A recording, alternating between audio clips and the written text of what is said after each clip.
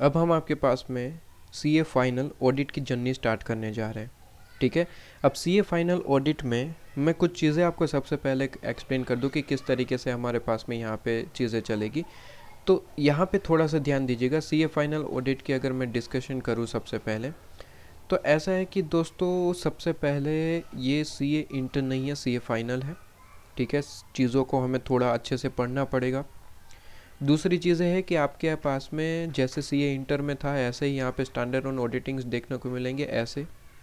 ठीक है, बस डिफरेंस इज़ आपके पास में अब जो ऐसे है उसके नंबर और उसकी एक्सप्लेनेशन आपको याद रखनी पड़ेगी। सीए इंटर में क्या होता था कि अगर फॉर एग्जांपल ऐसे 299 है joint audit of the financial statement, तो वो सीए इंटर में आप जब आंसर पूछा जाता था, मतलब कि क्वेश्चन यहाँ से पूछा जाता था और जब आंसर आप प्रेजेंट करते थे सीए इंटर में, तो वहाँ पे ऐसे नंबर नहीं लिखते थे तो उसके कुछ खास मार्क्स कटते नहीं थे, मतलब कि बेसिकली मार्क्स उसके कटते नहीं थे। ठीक है, उस टाइम पे इंटर में। लेकिन फाइनल में ऐसा है कि सर आपको ऐसे नंबर और ऐसे का जो भी रेफरेंस है, मतलब कि उसका नाम जो है वो आपको कंपलसरी लिखने पड़ेंगे, वरना मार्क्स कट जाएंगे आपके पास में। सबसे पहले ये चीज़ क्लियर होनी चाहिए। तो फॉर एग्जांपल अगर हम कोई ऐसे पढ़ रहे हैं तो आपको उसका नाम और नंबर, ठीक है, ऐसे 299 जैसे कि एग्जांपल है, ऐसे 299 joint audit of the financial statement ऐसे याद रखना पड़ेगा। और याद करने का बड़ा ही सिंपल तरीका है कि आप वीक में एक दिन जो है वो डिसाइड कर लीजिए। उस दिन को आपको कुछ नहीं करना है, बस ऐसे नंबर को पढ़ते जाना है। मतलब कि फॉर एग्जांपल आप जैसे जैसे सिलेबस कंप्लीट करते जाए एक नोटबुक अलग से रखिए और जहाँ पे आप ऐसे नंबर और उसका नाम, बस इतना ही एक प्रिपेयर करेंगे, मतलब कि एक इंडेक्स प्रिपेयर करेंगे। और हर संडे या फिर हर सैटरडे आपने जो भी डिसाइड किया है, एक दिन डिसाइड कर लीजिए, उस दिन को सिर्फ रीड आउट करेंगे। याद करने की ज़रूरत नहीं है, सिर्फ रीड आउट करना है, सिर्फ रीड आउट आपके पास में। क्या बात समझ में आ रही है? सिर्फ रीड आउट करना है, याद ऑटोमेटिकली हो जाएगा, आप देखिएगा। ठीक है, जैसे ही 3-4 वीक निकलेंगे आप कहेंगे कि हाँ ये तो बहुत ज़्यादा आसान होने लगा। ठीक है, तो यह आसान हो ही जाएगा। तो बेसिकली तो याद रखिएगा। अच्छा, दूसरी बात कि यहाँ पे अगर हम सीए फाइनल स्टार्ट कर रहे हैं तो यहाँ पे जो भी स्टूडेंट यहाँ पे वीडियो देख रहा है, तो मैं एज्यूम करके चलूँगा कि वो नोटबुक और पेन लेके बैठा है और साथ साथ नोट्स प्रिपेयर करते चलेगा। ठीक है, और मुझे पता है कि ऐसे कई सारे स्टूडेंट होंगे जो यहाँ पे ऐसे ही वीडियो देखेंगे। ठीक है, वो नोट्स प्रिपेयर नहीं करेंगे, ना ही नोटबुक और पेन लेके बैठे होंगे। तो वैसे स्टूडेंट को तो मैं पहले ही कह दूं कि वो यहाँ से जा सकते हैं, इस वीडियो को ऑफ करके चले जाइए बाहर। ठीक है, क्योंकि वो टाइम वेस्टिंग कर रहे हैं, बेसिकली अपना कोई टाइम इन्वेस्ट होता नहीं है इसका। ठीक है, अगर आप नोटबुक और पेन लेके नहीं बैठे और उसमें नोट डाउन नहीं कर रहे, तो ये बकवास है, आपके पास में टाइम वेस्टिंग है, कोई फ़ायदा नहीं होने वाला, ज़ीरो एकदम बेनिफिट। ठीक है, तो उन स्टूडेंट को तो मैं पहले ही कह दूँ कि यहाँ पे टाइम वेस्ट करे, उससे अच्छा तो वो कहीं और टाइम इन्वेस्ट कर ले, यहाँ से निकल जाए। ठीक है, तो जो भी स्टूडेंट यहाँ पे देख रहा है वीडियो, उनको मैं सीए फाइनल, आपके सीए फाइनल के रिज़ल्ट की मैं आपको कसम दे रहा हूँ। ठीक है, कि आप कंपलसरी नोटबुक और पेन लेके बैठेंगे और नोट डाउन करेंगे। आपको जो भी जिस तरीके से भी एक समरी नोट प्रिपेयर करने हैं, देखिए डिटेल नोट्स मैं ऑलरेडी यहाँ पे प्रिपेयर करके आया हूँ। ठीक है, डिटेल नोट्स आपके पास में ऑलरेडी है यहाँ पे और मैं प्रोवाइड कर दूंगा। आप टेलीग्राम पे मुझे मैसेज करेंगे, मैं आपको ये पीडीएफ प्रोवाइड कर दूंगा, इससे रिलेटेड कोई दिक्कत नहीं है। लेकिन एक समरी नोट्स भी प्रिपेयर करना होता है और वो आप अपने हैंड रिटन में प्रिपेयर करेंगे तो वो ज़्यादा बेनिफिशियल होगा। इसलिए मैंने कसम दी है आपको कि कंपलसरी प्रिपेयर करना ही पड़ेगा। जो ये कसम फॉलो नहीं करेगा ऑब्वियसली उसके सीए फाइनल के रिज़ल्ट पे इफ़ेक्ट हो जाएगा। ठीक है, फिर मुझे नहीं कहना। ठीक है, चलिए, नोट्स आप अपने तरीके से प्रिपेयर कर सकते हैं, मैं कुछ चीज़ें तो प्रिपेयर कराऊंगा। अगर आपको लगता है कि कुछ एक्स्ट्रा चीज़ें लिखनी चाहिए तो आप लिखते चलिए, कोई दिक्कत नहीं है। बस समरी नोट्स प्रिपेयर करने हैं, डिटेल तो आपको ऑलरेडी प्रोवाइडेड है यहाँ पे। ठीक है, तो डिटेल नहीं प्रिपेयर करनी है, एक समरी प्रिपेयर करनी है जिससे आप रिवाइज करते रहे बार बार। ठीक है सर, तो यहाँ पर हम स्टार्ट करने जा रहे हैं आपके पास में सीए फाइनल ऑडिट की जर्नी। मैं कहूँगा चैप्टर नंबर 2 से मैं स्टार्ट कर रहा हूँ, लेकिन आपको घबराने वाली बात नहीं है। कुछ स्टूडेंट कहेंगे सर चैप्टर नंबर 1 करना चाहिए था, 2 करना चाहिए था, 10 करना चाहिए था, वगैरह वगैरह चीज़ें। लेकिन मैं बता दूं कि मैं जैसे भी चैप्टर कवर करूँ, कंसेप्ट आपके कवर होते रहेंगे, वो मेरे हिसाब से मैं चला लूँगा। ठीक है, आपको बस जैसे ही प्लेलिस्ट में मैं आपको अरेंज करके दे रहा हूँ चैप्टर, आप उसी तरीके से कंपलसरी फॉलो करते चलिए, आपके कंसेप्ट कवर हो जाएंगे, आपको कोई दिक्कत नहीं आने वाली बेसिकली। ठीक है, तो ये चीज़ आपके पास में एकदम से क्लियर होगी। क्लियर है? चलिए, तो यहाँ पे हम स्टार्ट करने जा रहे हैं चैप्टर नंबर 2 से आपका।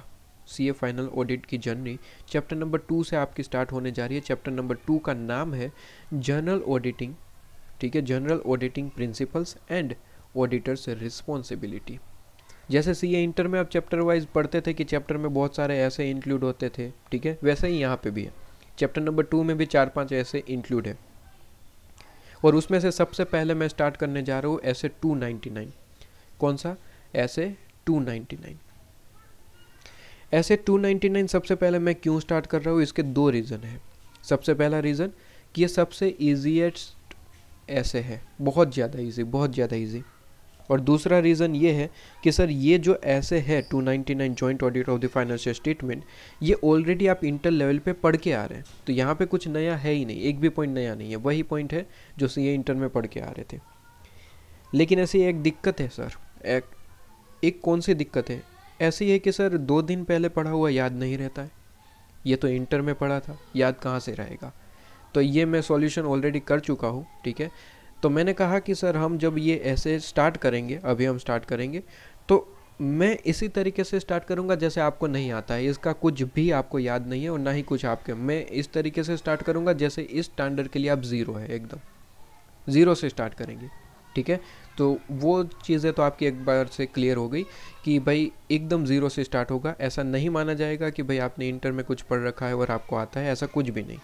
मैं मान के चलूँगा आपको ये एकदम स्टैंडर्ड आपने पहली बार सुना है और कुछ भी नहीं, ठीक है जी। ओके सर, तो ये पहले तो एकदम से डाउट क्लियर हो गया। ओके सर, तो चलिए अब हम स्टार्ट करते हैं आपके पास में ऐसे 299 joint audit of the financial statement. तो सबसे पहले आप एक समरी बुक अगर बना रहे हो तो वहाँ पे हेडिंग दे दीजिए, ठीक है। ऐसे 299 आपके पास में ऐसे 299, ठीक है, ऐसे 299 joint audit of the financial statement, ये नाम है ऐसे का। और ये नाम और ये नंबर आपको कंपलसरी याद रखने हैं दोस्तों, याद रखिएगा। जो याद नहीं है तो दिक्कत हो जाएगी, क्योंकि अगर इस ऐसे में से क्वेश्चन आया, ठीक है, basically mostly case study form में ही आता है, तो उसका आंसर लिखने से सबसे पहले हेडिंग आपको ऐसे का नंबर और उसका नाम लिखना पड़ता है। अगर नहीं लिखा है मार्क्स कट जाएंगे आपके पास में, ठीक है, एकदम इजीली मार्क्स कट जाएंगे, कोई दिक्कत ही नहीं आएगी, एकदम इजीली मार्क्स कट जाएंगे, ठीक है, एकदम इजीली मार्क्स कट जाएंगे। तो इसका एक ही रूल है, एक ही एडवाइस है कि हर वीक पे आप बस ऐसा एक और पेज लेके बैठिए। एक तो आप नोटबुक लेके बैठे जिसमें आप नोट डाउन करेंगे पूरी की पूरी चैप्टर की समरी, और एक और पेज लेके बैठिए जहाँ पे आप एक इंडेक्स की टाइप में एक चीज़ें बना रहे हैं, जहाँ पे आप केवल और केवल ऐसे का नंबर और उसका नाम लिखते चल रहे हैं, ताकि आपको एक ऐसे की लिस्ट आपके पास में बनती रहे। जैसे जैसे हम ऐसे पढ़ते जाए आप उस लिस्ट में ऐड करते चलिए, ताकि एग्ज़ाम टाइम पे कभी ऐसे का अगर सिर्फ और सिर्फ आपको रिवीजन करना है कि नाम और नंबर क्या क्या थे, तो एक अलग से आपके पास में शीट पड़ी हुई है, ठीक है जी। तो मेरी एडवाइस इस तरीके से रहेगी, फिर आपकी मर्जी है। चलिए, तो ऐसे 299 जो कि नाम है joint audit of the financial statement, नाम याद होना ज़रूरी है, नंबर याद होना ज़रूरी है। ऐसे 299 joint audit of financial statement, joint audit of the financial statement. Okay, चलिए बात निकली है तो मैं बता दूं कि यहाँ पे जो मैंने फाइनेंशियल स्टेटमेंट को एकदम शॉर्ट में लिखा, आपने देखा हो तो देखा आपने, एकदम शॉर्ट में मैंने लिखा है। तो क्या एग्ज़ाम में भी इस तरीके से शॉर्ट में लिखा जा सकता है? तो यहाँ पे पहले ही सुन लीजिएगा, आंसर है नो, आप इसे शॉर्ट में नहीं लिख सकते, याद रखिएगा दोस्तों, ठीक है, आप इसे शॉर्ट में नहीं लिख सकते, याद रखिएगा। क्या बात समझ में आ रही है?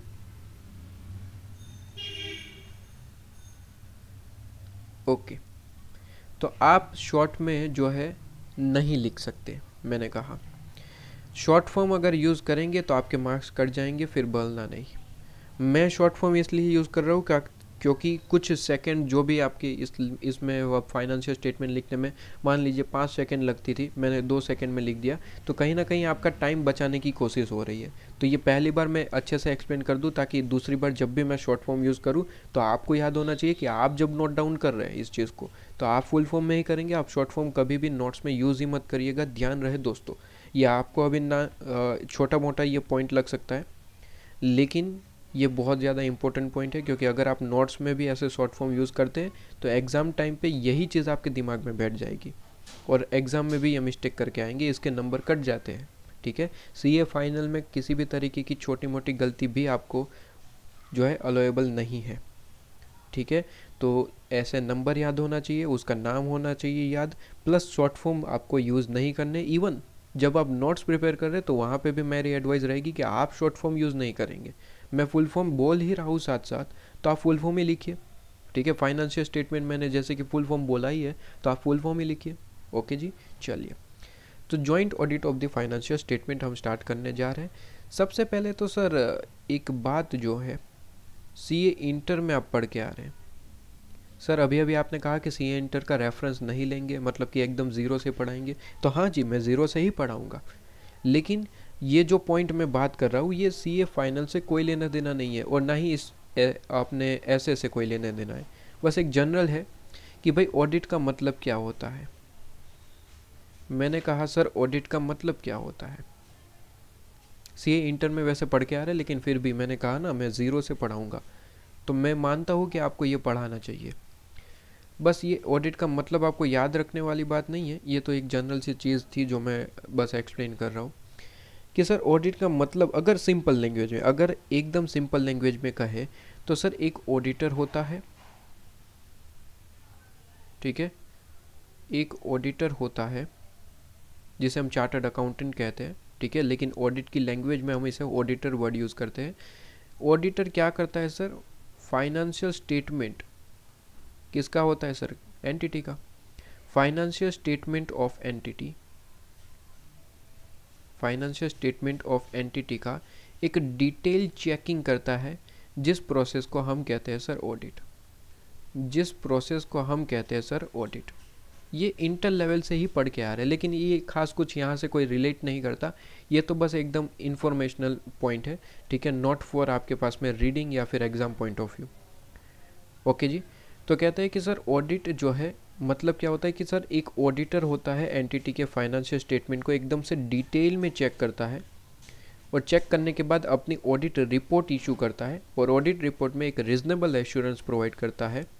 ठीक है, वो प्रोसेस को हम क्या कहते हैं सर, ऑडिट।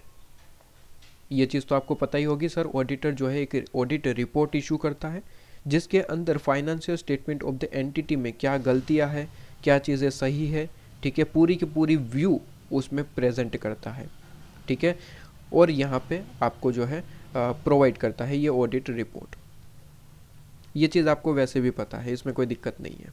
ठीक है सर, ये ऑडिट का मतलब तो वैसे भी पता था सर, लेकिन हमें ये बताइए कि ये जॉइंट ऑडिट जो वर्ड यहाँ पे यूज़ हुआ है इसका क्या मतलब है। चैप्टर तो सर बाद में स्टार्ट करिए, सबसे पहले तो ये बताइए कि ये जॉइंट ऑडिट जो वर्ड है इसका मतलब क्या है। तो मैंने कहा ठीक है, चैप्टर बाद में स्टार्ट करते, सबसे पहले यही मतलब समझा देते आपके पास में। तो मैंने कहा कि सर जॉइंट ऑडिट का मतलब समझ लेते, उसके बाद चैप्टर स्टार्ट करते हैं। ठीक है, तो जॉइंट ऑडिट का मतलब क्या है सर, ये जो वर्ड है जॉइंट ऑडिट, जॉइंट ऑडिट जो वर्ड है सर इसका क्या मतलब है। ठीक है, इसका क्या मतलब हुआ, इसका मतलब बड़ा ही सिंपल सा हुआ, इसका मतलब बड़ा ही सिंपल सा हुआ। क्या मतलब है इसके पास में, एक मिनट, हाँ, तो क्या मतलब है सर यहाँ पे जॉइंट ऑडिट का, बड़ा ही सिंपल है। मैं अगर यही डेफिनेशन में आगे बढ़ाऊँ, ये डेफिनेशन आप देख रहे हैं, ये डेफिनेशन को ही मैं आगे बढ़ाऊँ थोड़ा सा।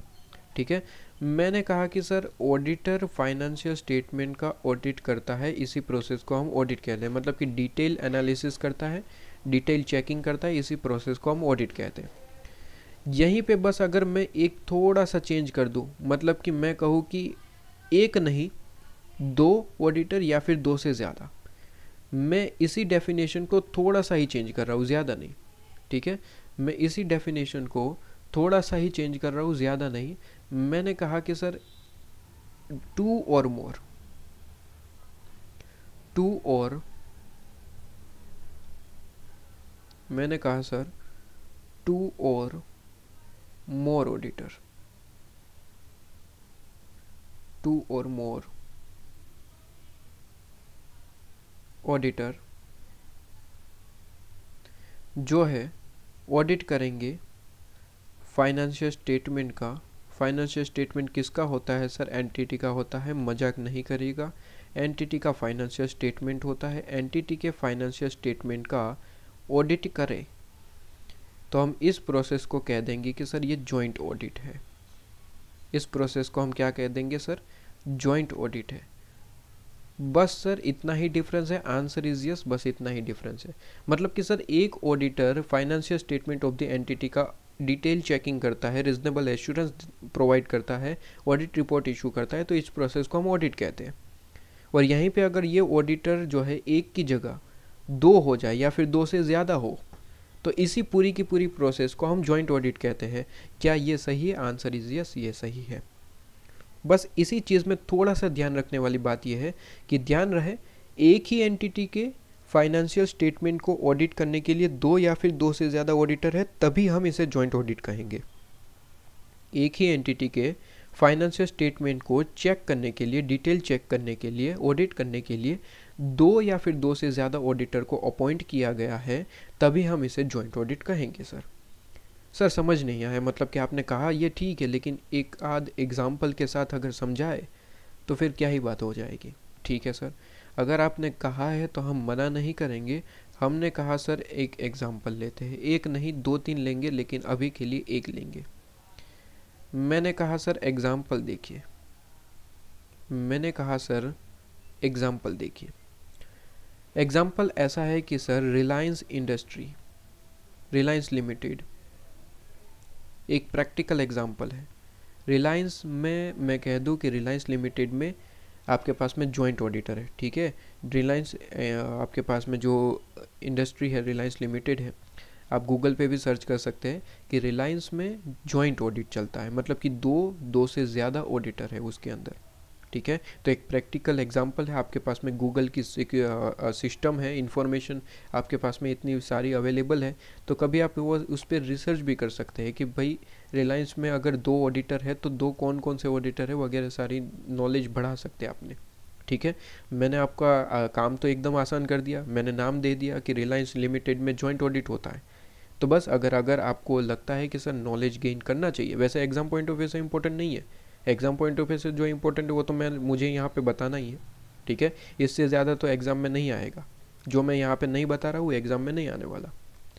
बस मैं आपको ये बता रहा हूँ कि अगर आपको नॉलेज गेन करना है तो आप जाइए गूगल पे, रिलायंस इंडस्ट्री ऑडिट आप ऐसे सर्च करिए, आपको ऑडिटर के नाम मिलेंगे, कितने ऑडिटर है, ये सारी चीज़ें मिलेगी आपको।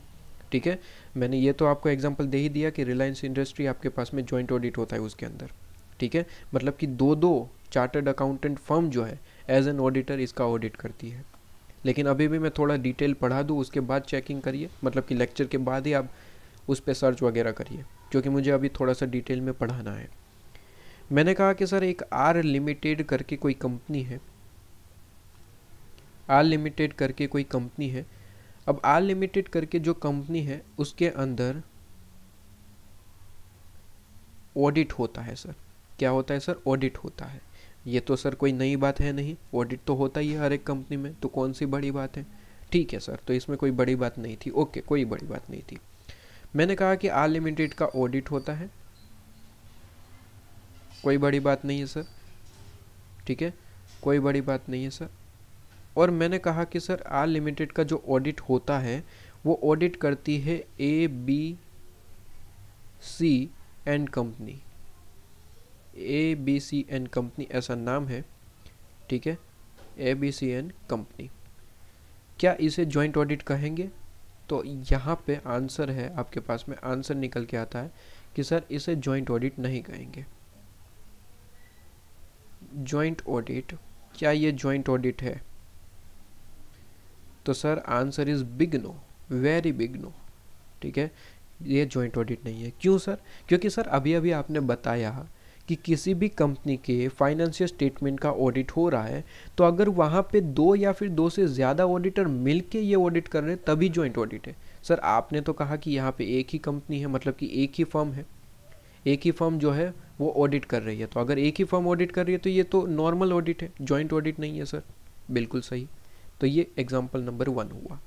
और एग्जाम्पल नंबर 1 में क्या बात हुई, एग्जाम्पल नंबर 1 में हमारी बात हुई कि सर ये नॉर्मल ऑडिट है, जॉइंट ऑडिट नहीं है। ठीक है सर, कोई दिक्कत नहीं है। एग्जाम्पल नंबर 2 ज़रा देखिएगा, एग्जाम्पल नंबर 2 ज़रा देखिएगा। मैंने कहा कि सर आल लिमिटेड करके कोई कंपनी है, मैंने कहा सर आल लिमिटेड करके कोई कंपनी है, ठीक है, आल लिमिटेड करके कोई कंपनी है और इस कंपनी का ऑडिट होता है। इस कंपनी का क्या होता है सर? ऑडिट होता है। इस कंपनी का ऑडिट होता है मतलब कि audit of the financial statement, इस कंपनी के फाइनेंशियल स्टेटमेंट का ऑडिट होता है। मेरे कहने का मतलब समझ रहे हो? कभी कंपनी का कैसे ऑडिट होगा, मतलब कि फाइनेंशियल स्टेटमेंट का ऑडिट होता है। तो मैं कहूँ कि आल लिमिटेड का ऑडिट हो रहा है तो इसका डिटेल एक्सप्लेनेशन क्या हुआ कि सर आल लिमिटेड करके कोई कंपनी है, उसके फाइनेंशियल स्टेटमेंट का ऑडिट होता है। ठीक है जी, तो सर आल लिमिटेड का ऑडिट हो रहा है, बस मैंने एक चीज़ चेंज कर दी। इस बार मैंने कहा कि सर ऑडिट हो रहा है लेकिन ऑडिट किया जा रहा है ABC एंड कंपनी करके कोई फर्म है, ठीक है, चार्टर्ड अकाउंटेंट फर्म है, प्लस मैं कहूँ प्लस एक और यहाँ पे फर्म है XYZ एंड कंपनी। मैंने कहा कि सर दोनों मिल के इस कंपनी का ऑडिट करती है, दोनों मिल के इस कंपनी का ऑडिट करती है, दोनों फर्म मिल के जो है इस कंपनी का ऑडिट कर रही है। क्या ये जॉइंट ऑडिट कहलाएगा? क्या ये जॉइंट ऑडिट कहलाएगा? Whether this is known as joint audit, called as joint audit, ठीक है, डिस्क्राइब्ड एज जॉइंट ऑडिट, तो आंसर इज यस सर। क्यों? क्योंकि फिर से वर्ड याद करिएगा, फिर से वर्ड याद करिएगा। क्या मैंने कहा? मैंने कहा कि सर एक ही एंटिटी होनी चाहिए सबसे पहले। क्या एक ही एंटिटी है? आंसर इज यस सर, एक ही एंटिटी है, आल लिमिटेड। ठीक है सर। दूसरा मैंने कहा उसके फाइनेंशियल स्टेटमेंट का ऑडिट होना चाहिए। क्या ऑडिट हो रहा है sir? Answer is yes, audit हो रहा है, ऑडिट हो रहा है सर। क्या दिक्कत है? नहीं दिक्कत है, कोई दिक्कत नहीं है। तीसरा मैंने कहा कि सर उसी एंटिटी के फाइनेंशियल स्टेटमेंट का ऑडिट 2 या फिर 2 से ज़्यादा ऑडिटर के द्वारा होना चाहिए। क्या हो रहा है? Answer is yes sir, 2 auditor है सर। 3 होते तो भी जॉइंट ऑडिट है। मैंने कहा 2 या फिर 2 से ज़्यादा, ठीक है, 3 भी होते तो भी जॉइंट ऑडिट होता, 4 भी होते तब भी जॉइंट ऑडिट होता। ठीक है, तो रूल अच्छे से समझिए, एक ही कंपनी होनी चाहिए। यहाँ पे क्या एक ही कंपनी है? Answer is yes, all limited. दूसरा, उसके फाइनेंशियल स्टेटमेंट का ऑडिट 2 या फिर 2 से ज़्यादा ऑडिटर के द्वारा होना चाहिए। डेट इज़ नोन एज आपके पास में जॉइंट ऑडिट। क्या कहेंगे सर? जॉइंट ऑडिट कहेंगे। उसे क्या कहेंगे सर? जॉइंट ऑडिट कहेंगे। ओके सर, ये चीज़ भी हमारे पास में क्लियर है। आगे बढ़िए, अब आगे बढ़ते हैं सर। एग्जाम्पल नंबर 3 सर जी, एग्जाम्पल नंबर 3। एग्जाम्पल नंबर 3 में क्या है सर? बड़ा ही सिंपल सी चीज़। मैंने कहा कि सर आल लिमिटेड करके कोई कंपनी है, ठीक है, इसकी एक सब्सिडरी कंपनी भी है। मैंने कहा इसकी एक सब्सिडरी कंपनी है, ठीक है, और सब्सिडरी कंपनी का नाम है एस लिमिटेड। सब्सिडरी कंपनी का नाम है सर एस लिमिटेड। ठीक है जी, तो आल लिमिटेड करके कोई कंपनी है और इस कंपनी का एक सब्सिडरी कंपनी भी है जिसका नाम है आपके पास में एस लिमिटेड। अब हो कुछ ऐसा रहा है कि सर इस कंपनी का ऑडिट हो रहा है। अब आल लिमिटेड का भी ऑडिट हो रहा है। आल लिमिटेड का ऑडिट कौन कर रहा है? मैंने कहा सर आल लिमिटेड का ऑडिट कर रही है, आल लिमिटेड का ऑडिट कर रही ABC and company. ABC and company जो है ऑडिट कर रही है। ठीक है, कौन कर रही है सर? ABC एंड कंपनी जो है क्या कर रही है सर? ऑडिट कर रही है आल लिमिटेड का। ठीक है, आल लिमिटेड का ऑडिट कौन कर रही है sir? ABC and limited, ABC and company, sorry. वहीं पे एस लिमिटेड के लिए भी एक अलग से ऑडिटर अपॉइंट किया गया है और नाम है इसके पास में, मैंने इसका नाम रखा है फॉर एग्जांपल यहाँ पे XYZ and company. XYZ and company जो है एक ऑडिट फर्म है, CA चार्टर्ड अकाउंटेंट फर्म है, ठीक है। और वो किसका ऑडिट कर रही है सर? वो ऑडिट कर रही है एस लिमिटेड का, ठीक है जी, ऑडिट कर रही है। मैंने आपसे क्वेश्चन पूछा कि सर क्या इसको आप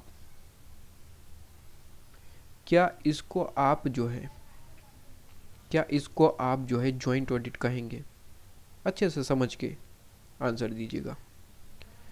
क्या आप इसे जॉइंट ऑडिट कहेंगे? आंसर दीजिएगा। सिंपल से एक बार वापस से रिपीट कर दूं। मैंने कहा कि सर आर लिमिटेड करके कोई कंपनी है, ठीक है, और इसका ऑडिट होता है, और इसका ऑडिट कौन कर रहा है सर? ABCN कंपनी कर रही है इसका ऑडिट। क्या इसमें कोई दिक्कत है सर? आंसर इज नो, इसमें कोई दिक्कत नहीं है। मैंने कहा इसकी एक सब्सिडरी कंपनी भी है, और सब्सिडरी कंपनी जो है वो है एस लिमिटेड। सब्सिडरी कंपनी कौन है सर? एस लिमिटेड कंपनी है। सब्सिडरी कंपनी में ऐसा है कि सर सब्सिडरी कंपनी का भी ऑडिट होता है, और सब्सिडरी कंपनी का ऑडिट कोई और फर्म कर रही है, XYZ एंड कंपनी ऑडिट कर रही है। क्या ये जॉइंट ऑडिट कहा जाएगा या फिर नहीं? तो answer is no, answer is no. ये जो ऐसे है 299, ये बड़ा ही स्पेसिफिक कहता है। स्पेसिफिक ये बात कहता है कि सर ध्यान रहे एंटिटी एक ही होनी चाहिए, ठीक है, एंटिटी एक ही होनी चाहिए। मतलब कि किसी भी एंटिटी का जो है, जो आपका पास में ऑडिट हो रहा है दो और दो से ज़्यादा ऑडिटर के द्वारा, तो उसे जॉइंट ऑडिट कहेंगे, लेकिन वो एक ही एंटिटी का दो या फिर दो से ज़्यादा ऑडिटर के द्वारा ऑडिट होना चाहिए।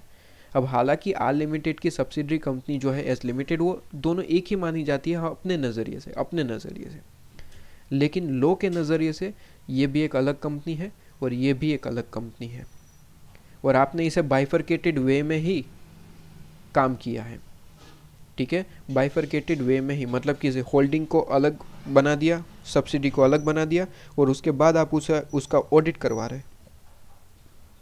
मतलब कंपनी खुद कह रही है कि सर आर लिमिटेड हमारा अलग है, एस लिमिटेड अलग है, और उन दोनों को अलग बना दिया है, मतलब कि दोनों अलग कंपनी है, उसका ऑडिट होता है, तो वो आपके पास में जॉइंट ऑडिट में कवर नहीं होता। तो यहाँ पे नोट ज़रूर लिखेगा, यहाँ पे आपके पास में नोट ज़रूर लिखेगा। क्या नोट है? नोट है बेसिकली नोट कि आपके पास में अगर कोई सब्सिडरी होल्डिंग का रिलेशन है,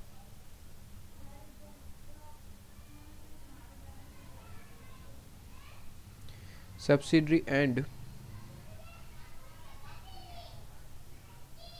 होल्डिंग का रिलेशन है, holding company and subsidiary company का, ठीक है, होल्डिंग कंपनी और सब्सिडरी कंपनी का रिलेशन है।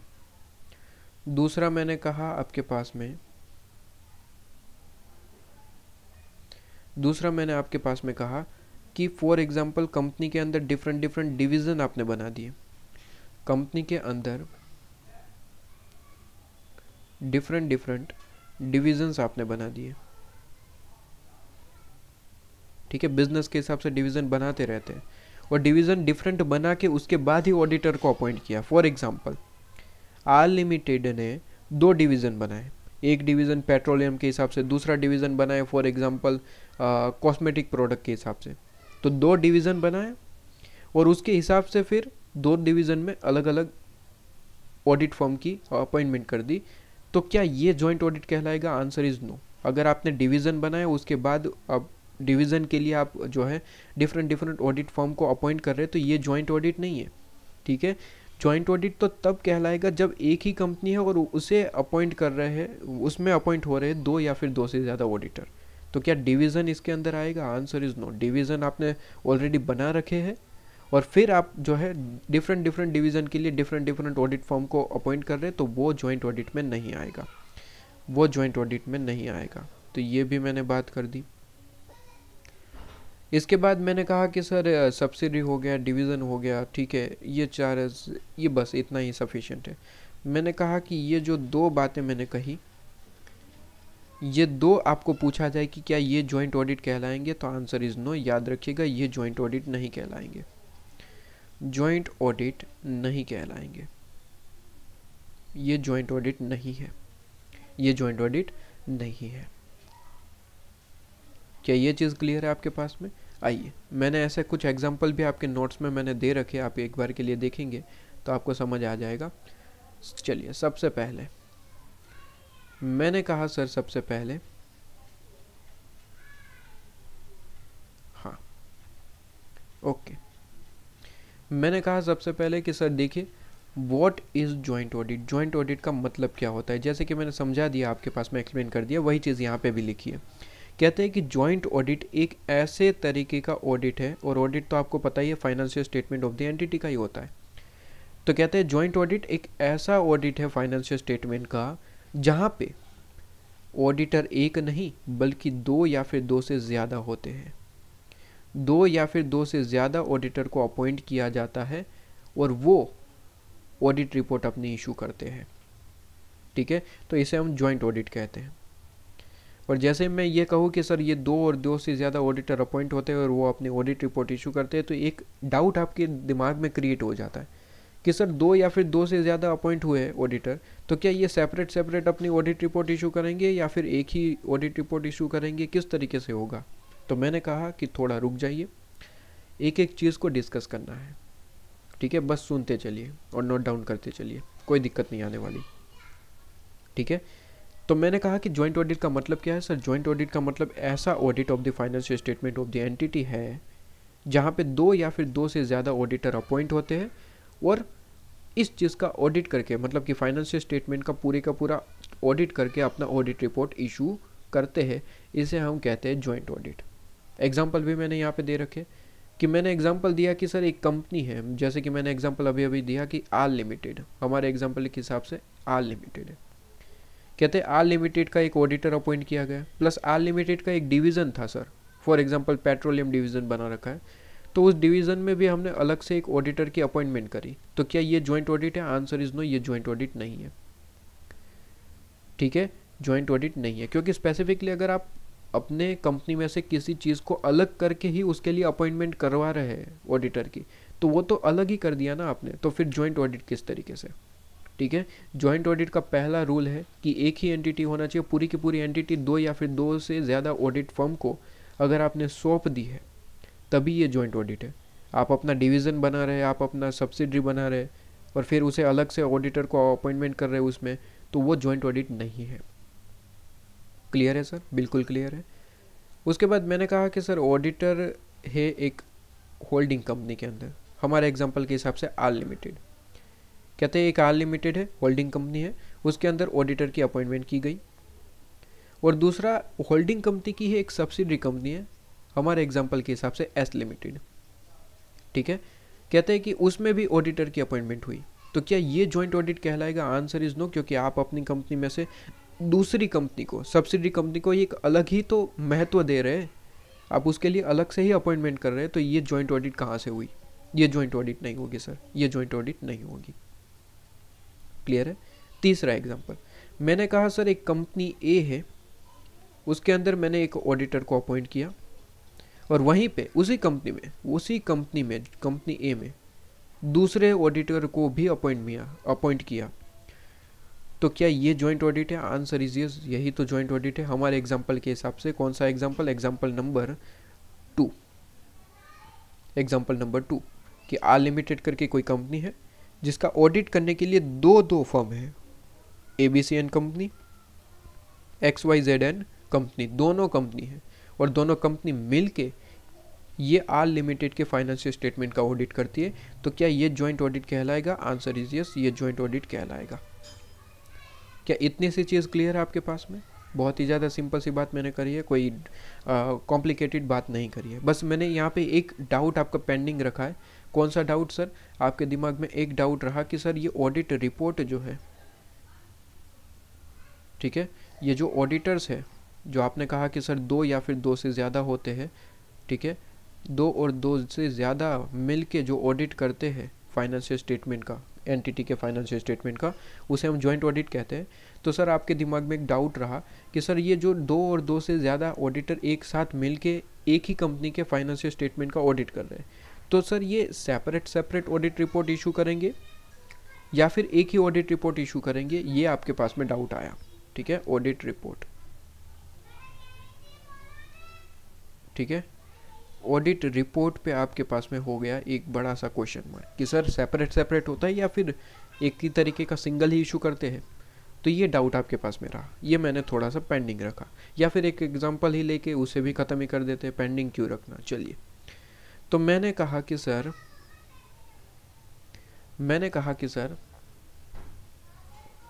डाउट का डिस्कशन करते हैं,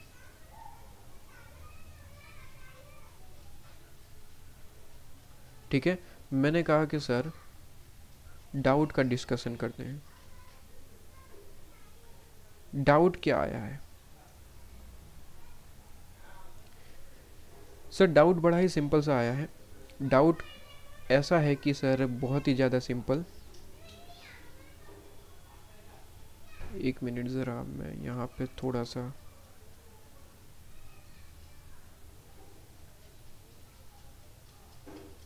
ठीक है, डाउट बड़ा ही सिंपल सा है सर।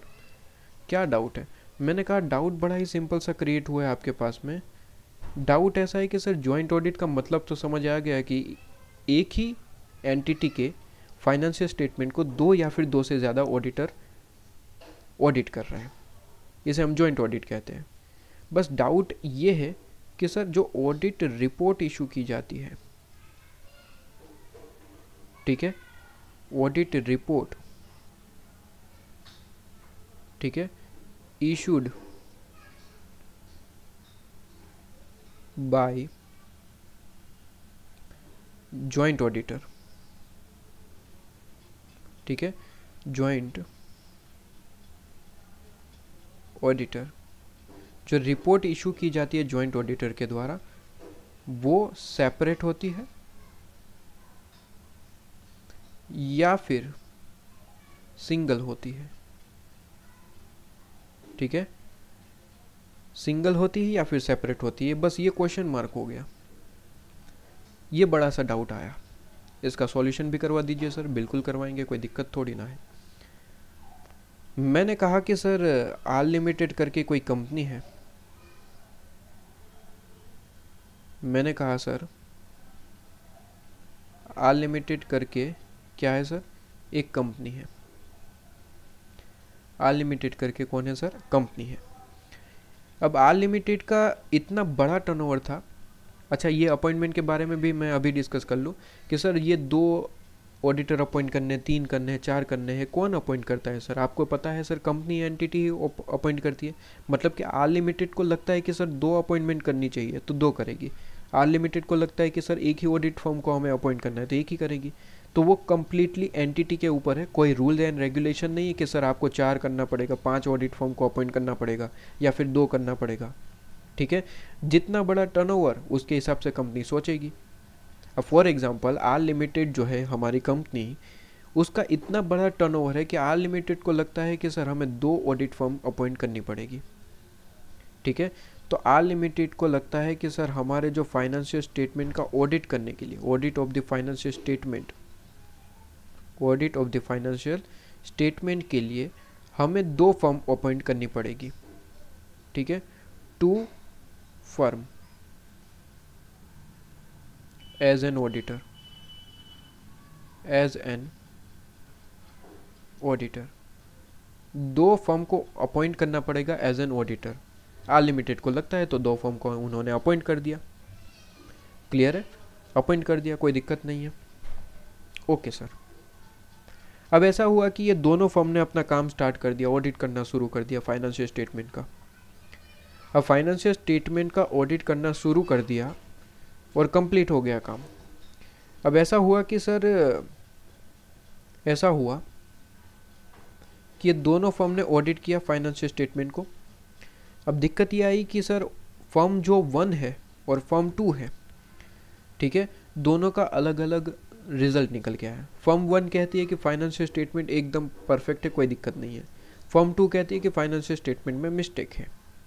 मैंने कहा कि सर 2 अलग अलग यहाँ पे रिजल्ट निकल के आए। कहती है कि जो ऑडिट फर्म 1 है, जिसे मैं कह देता हूँ ऑडिटर 1, मैं कहता हूँ ऑडिटर 1 जो है और एक है ऑडिटर 2, दो ऑडिटर को ही अपॉइंट किया है ना। ऑडिटर का मतलब समझते हैं आप? जब मैं वर्ड बोलता हूँ ऑडिटर का मतलब, तो ऑडिटर वर्ड बोलता हूँ कि दो ऑडिटर को अपॉइंट किया गया, तो आपके दिमाग में कहीं ऐसा तो नहीं है कि ऑडिटर का मतलब एक ही पर्सन होता है? Answer is no. ध्यान रहे, ऑडिटर जब हम वर्ड बोलते हैं, ठीक है, जब हम यहाँ पे मैं लिखता हूँ ताकि आपको याद रहे, ठीक है, मैंने यहाँ पे कहा कि जब मैं ऑडिटर वर्ड बोलता हूँ कि कंपनी ने ऑडिटर को अपॉइंट किया है, तो ध्यान रहे वो पूरी की पूरी फर्म है। फर्म का मतलब समझते हैं? फर्म के अंदर आपके पास में होगा एक प्रिंसिपल जिसे हम एंगेजमेंट पार्टनर भी कह सकते हैं, ठीक है, एंगेजमेंट पार्टनर, और प्लस उनकी जो टीम होती है वो भी इसके अंदर इंक्लूड होती है, एंगेजमेंट टीम जिसे हम कहते हैं, एंगेजमेंट टीम।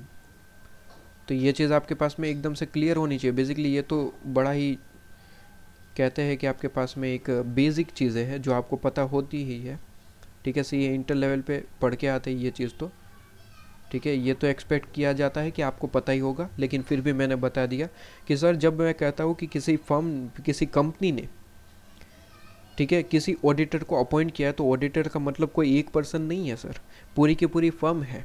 तो यहाँ पे जब मैं कह रहा हूँ कि सर ऑडिटर 1 है, ऑडिटर 2 है, मतलब कि पूरी की पूरी फर्म है जिसे अपॉइंट किया गया और जिन्होंने ऑडिट करने के बाद, ठीक है, कहा कि सर यहाँ पे एवरीथिंग इज़ ओके, ठीक है, तो इन्होंने यहाँ पे एवरीथिंग इज़ ओके कह दिया, और ऑडिटर 2 का कहना है कि सर यहाँ पे मिस्टेक है, ठीक है, यहाँ पे मिस्टेक है।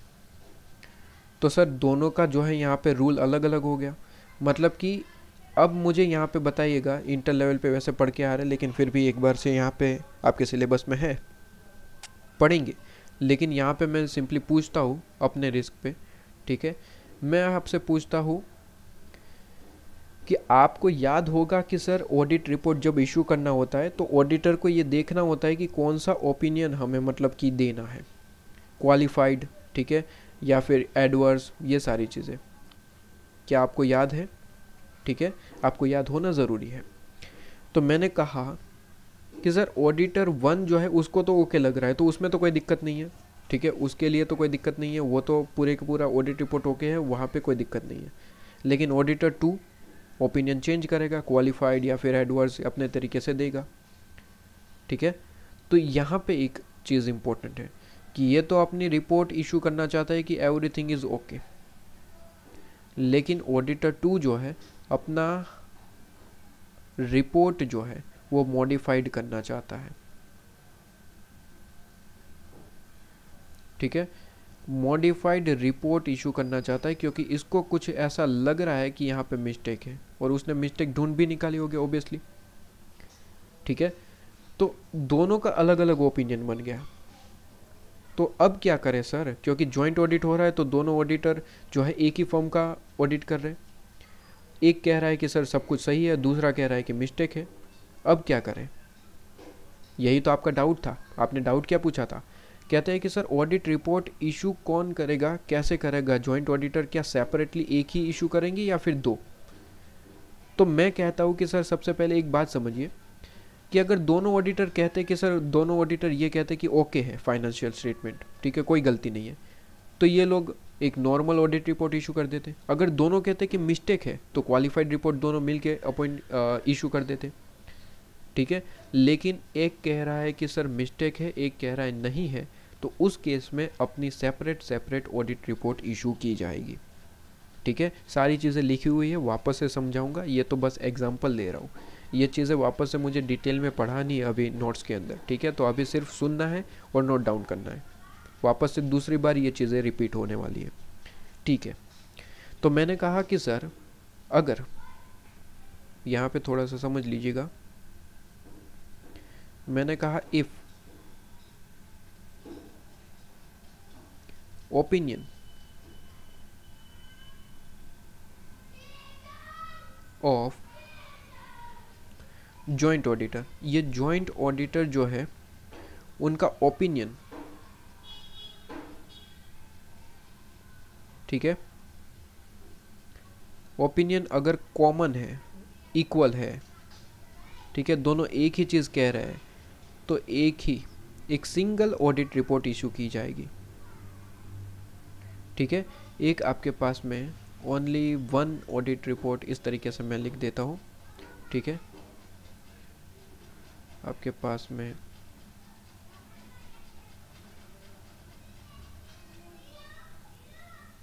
वन ऑडिट रिपोर्ट ही इशू करी जाएगी और उसी ऑडिट रिपोर्ट में दोनों अपना अपना ओपिनियन लिख देंगे। One report, one audit report, one audit report. क्या ये चीज़ आपके पास में क्लियर है? सर बिल्कुल क्लियर है। मैंने कहा अगर इससे उल्टा हो गया तो मतलब कि दोनों का ओपिनियन चेंज है, डिफरेंट ओपिनियन है,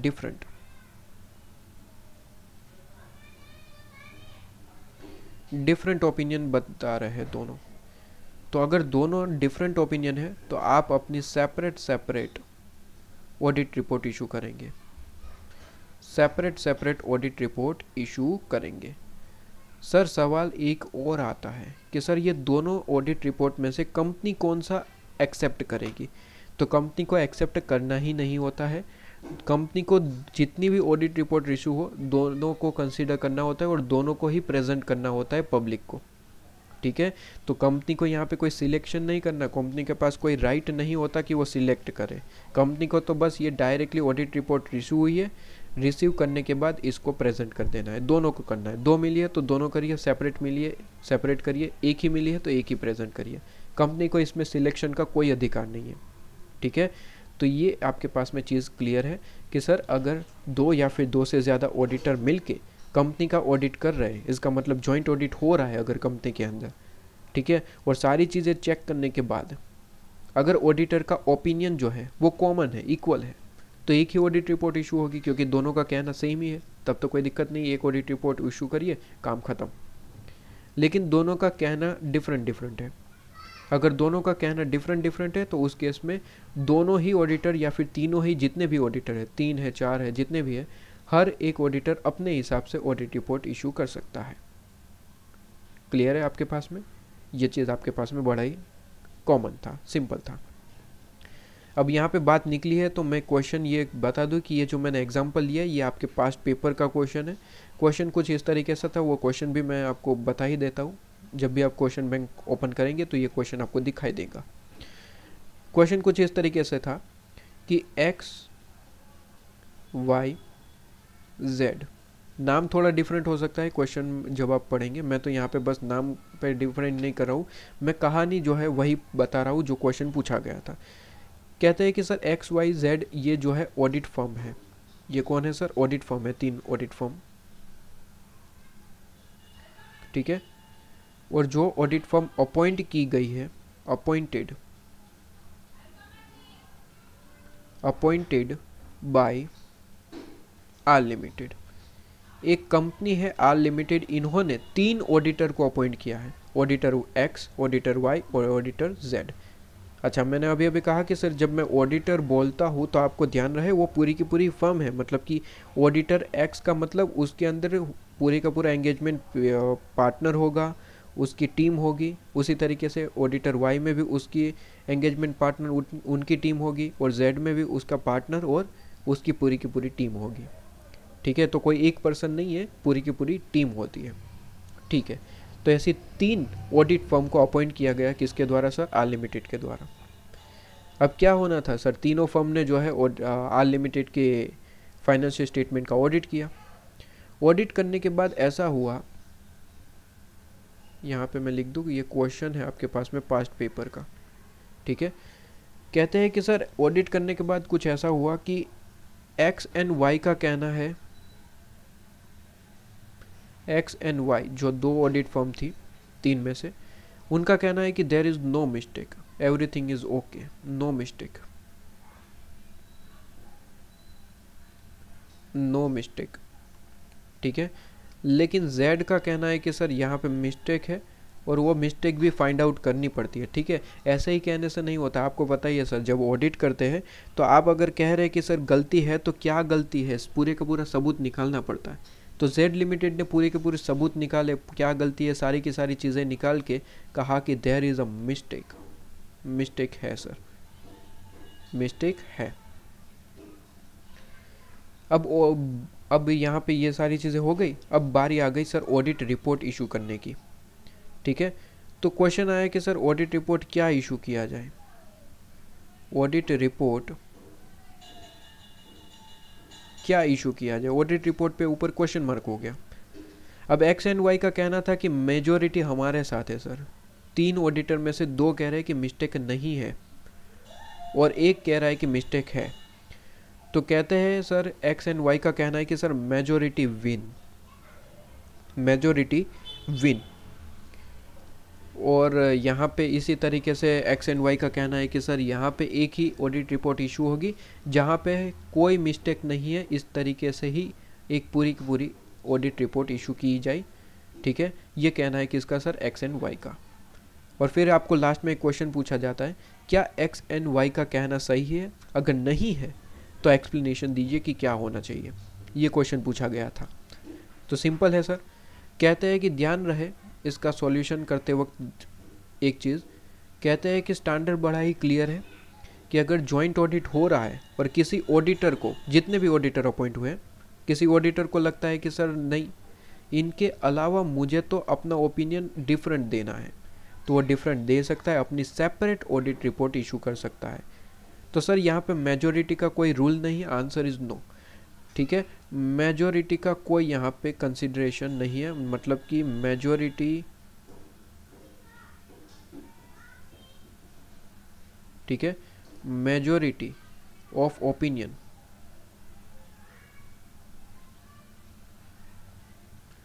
शैल बी इग्नोर, इग्नोर करेंगे आप। ठीक है, मेजोरिटी जैसा कुछ होता ही नहीं है। अगर एक्स एंड वाई कहते हैं कि मिस्टेक नहीं है तो वो अपने तरीके से दोनों एक सिंगल ऑडिट रिपोर्ट इशू कर सकते हैं, क्योंकि दोनों का ओपिनियन सेम है, तो वो दोनों अपना एक ही ऑडिट रिपोर्ट इशू कर सकते हैं। लेकिन जेड इन लोगों के साथ सहमत नहीं है, तो जेड अपना सेपरेट ऑडिट रिपोर्ट इशू करेगा। तो इसका मतलब समझे, इसका मतलब हुआ कि 2 ऑडिट रिपोर्ट इशू होगी, 2 ऑडिट रिपोर्ट। ठीक है, audit report, 2 audit report issue होगी, 2 ऑडिट रिपोर्ट इशू की जाएगी। एक audit report X and Y जो मिलके अपना सेम ओपिनियन है इसलिए वो दोनों एक ही इशू कर देंगे, और दूसरा जो है वो जेड इशू करेगा, जो जिनका कहना है कि कहीं ना कहीं मिस्टेक है, तो वो अपने हिसाब से ओपिनियन देगा, क्वालिफाइड जो भी है वो उसके हिसाब से। ठीक है, एडवर्स क्वालिफाइड जो भी आपके पास में लगता है वो अपने हिसाब से ओपिनियन देगा और सबूत पेश करेगा उसके अंदर कि क्या क्या मिस्टेक है वगैरह वगैरह चीज़ें। तो ये आपके पास में पास्ट पेपर का क्वेश्चन है, तो ये चीज़ ध्यान रखिएगा कि मेजोरिटी जैसा कुछ नहीं होता। ये हम पढ़ेंगे, अभी नोट्स में आपके पास में है तो मैंने लिख रखा है वहाँ पे सारी चीज़ें, तो ये तो दूसरी बार पे पढ़ना है। बस यहाँ पे पॉइंट आ गया तो मैंने आपको एक्सप्लेन कर दिया कि ये चीज़ भी आपको ध्यान रखनी है, पास्ट पेपर का ही क्वेश्चन है आपके पास में। क्लियर है, ये पास्ट पेपर का आपके पास में क्वेश्चन है, बड़ा ही सिंपल सा क्वेश्चन, बड़ा ही सिंपल सा स्टैंडर्ड है, कोई यहाँ पे बड़ी बात नहीं है। आइए थोड़ा सा रीड करते हैं, उसके बाद वापस से एक्सप्लेनेशन पे जाएंगे।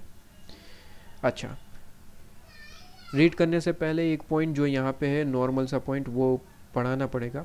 आइए, मैंने कहा सर एक चीज़ जो है, एक जो मैंने एग्जांपल यहाँ पे दिया है वही एग्जांपल को लेता हूँ वापस से, कि आर लिमिटेड ने अपॉइंट किया है, यही एग्जांपल को मैं लेता हूँ कि आर लिमिटेड ने, जो आर लिमिटेड है, ठीक है, उन्होंने audit of the financial statement के लिए 2 कंपनी को अपॉइंट किया है, 2 फर्म को अपॉइंट किया है basically, ABC and company and XYZ and company.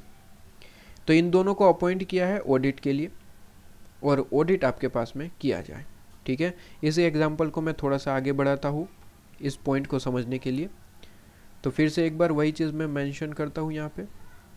ठीक है, मैंने कहा कि सर आर लिमिटेड करके कोई कंपनी है, ठीक है, आर लिमिटेड करके कोई कंपनी है, और आर लिमिटेड करके जो कंपनी है उन्होंने अपॉइंट किए हैं 2 ऑडिटर को, उन्होंने अपॉइंट किए हैं 2 ऑडिटर्स। ठीक है, 2 ऑडिटर को जो है आल लिमिटेड ने अपॉइंट किया है। ठीक है, अब अपॉइंट कर दिया तो अब बाकी का काम कौन करेगा सर? ऑडिटर करेंगे।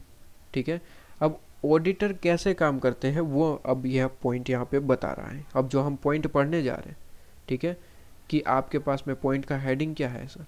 पॉइंट का हेडिंग है audit planning, risk assessment and allocation of work. उस पॉइंट को यहाँ पे डिस्कस करने वाले, इस पॉइंट को यहाँ पे डिस्कस करने वाले हैं, उसके बाद रीड आउट करेंगे।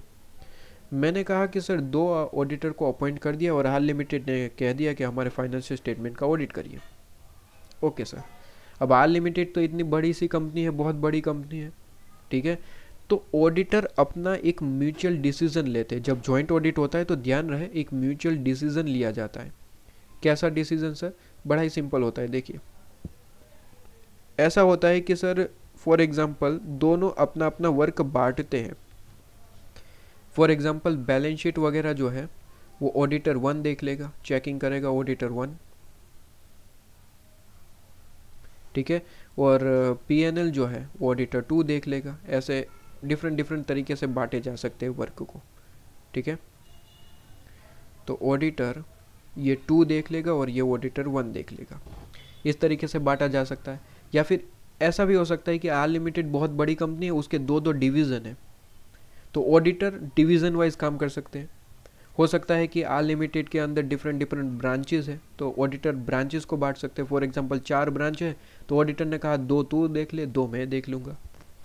ठीक है, लेकिन ध्यान रहे आर लिमिटेड ने ये ब्रांचेस या फिर डिवीज़न नहीं बनाए, मतलब कि डिवीज़न वाइज अपॉइंटमेंट नहीं करी है। आर लिमिटेड ने तो पूरी की पूरी फर्म के लिए, पूरी की पूरी कंपनी के लिए ये 2 फर्म को अपॉइंट किया है।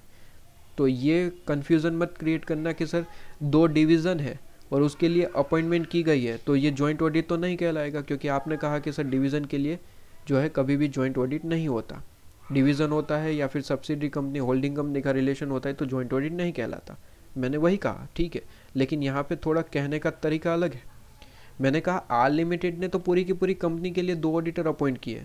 अब ऑडिटर अपने हिसाब से काम करे उसमें क्या दिक्कत है? अगर ऑडिटर 2 डिवीज़न में काम कर रहे हैं, मतलब कि आर लिमिटेड में 2 डिवीज़न बनाए, 4 डिवीज़न बना रहे हैं, ठीक है, उनको तो बस ऑडिट करना है ना, उनको थोड़ी ना कोई डिसीजन लेना है। तो ये जॉइंट ऑडिट ही है, क्योंकि आर लिमिटेड ने पूरी की पूरी कंपनी के लिए 2 ऑडिटर का अपॉइंटमेंट किया है। अब ऑडिटर अपने हिसाब से काम करे उसमें कोई दिक्कत नहीं है।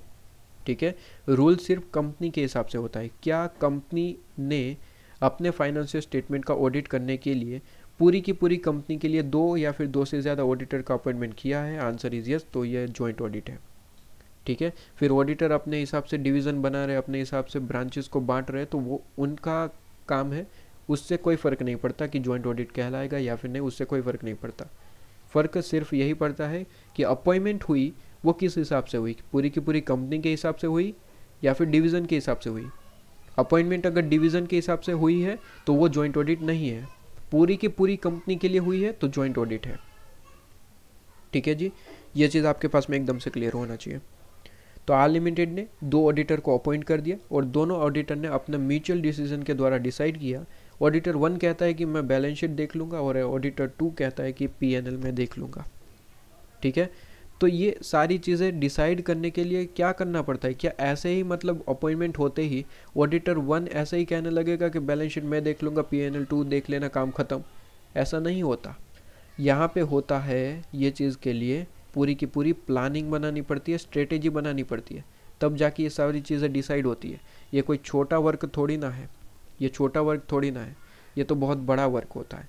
तो ये सब कुछ डिसाइड करने के लिए, ठीक है, ये सब कुछ आपके पास में डिसाइड करने के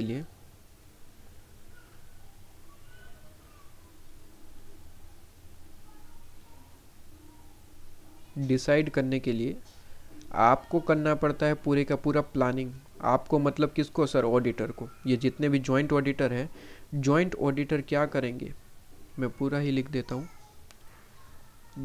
डिसाइड करते हैं कौन sir? Joint auditor. Joint auditor जो है वो डिसाइड करते हैं।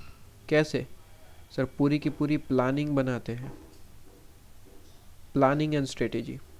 स्ट्रेटेजी बनाते हैं और कैसे प्लान करना है वो सारी चीज़ें, planning and strategy, planning and strategy कि कैसे काम करना है, कौन कौन सा काम करेगा, कितना काम करेगा, ठीक है, बैलेंस शीट कौन करेगा, P&L कौन करेगा, ये सारी चीज़ें पूरी की पूरी प्लानिंग की जाती है। प्लानिंग करने के बाद उसमें कितना रिस्क है वो डिसाइड किया जाता है, ROMM, risk of material misstatement, ठीक है, कहाँ पे कितना रिस्क हो सकता है, वहाँ पे अपने एंगेजमेंट टीम मेंबर को ज़्यादा काम करने की ज़रूरत है, कहाँ पे कम करने की ज़रूरत है, अगर इन्वेंट्री जैसा टॉपिक है तो वहाँ पे ज़्यादा लोग चाहिए, वहाँ पे ज़्यादा ध्यान देना पड़ेगा, वगैरह वगैरह चीज़ें, ठीक है। तो ROMM डिसाइड करते हैं। प्लस अगर ऐसा कोई रिस्क मिला है काम करने के बाद, काम स्टार्ट कर दिया, फॉर एग्जांपल बैलेंस शीट और P&L बांट दिया, काम बांट दिया, ठीक है, कि बैलेंस शीट कौन करेगा, ऑडिटर 1, P&L कौन करेगा, ऑडिटर 2।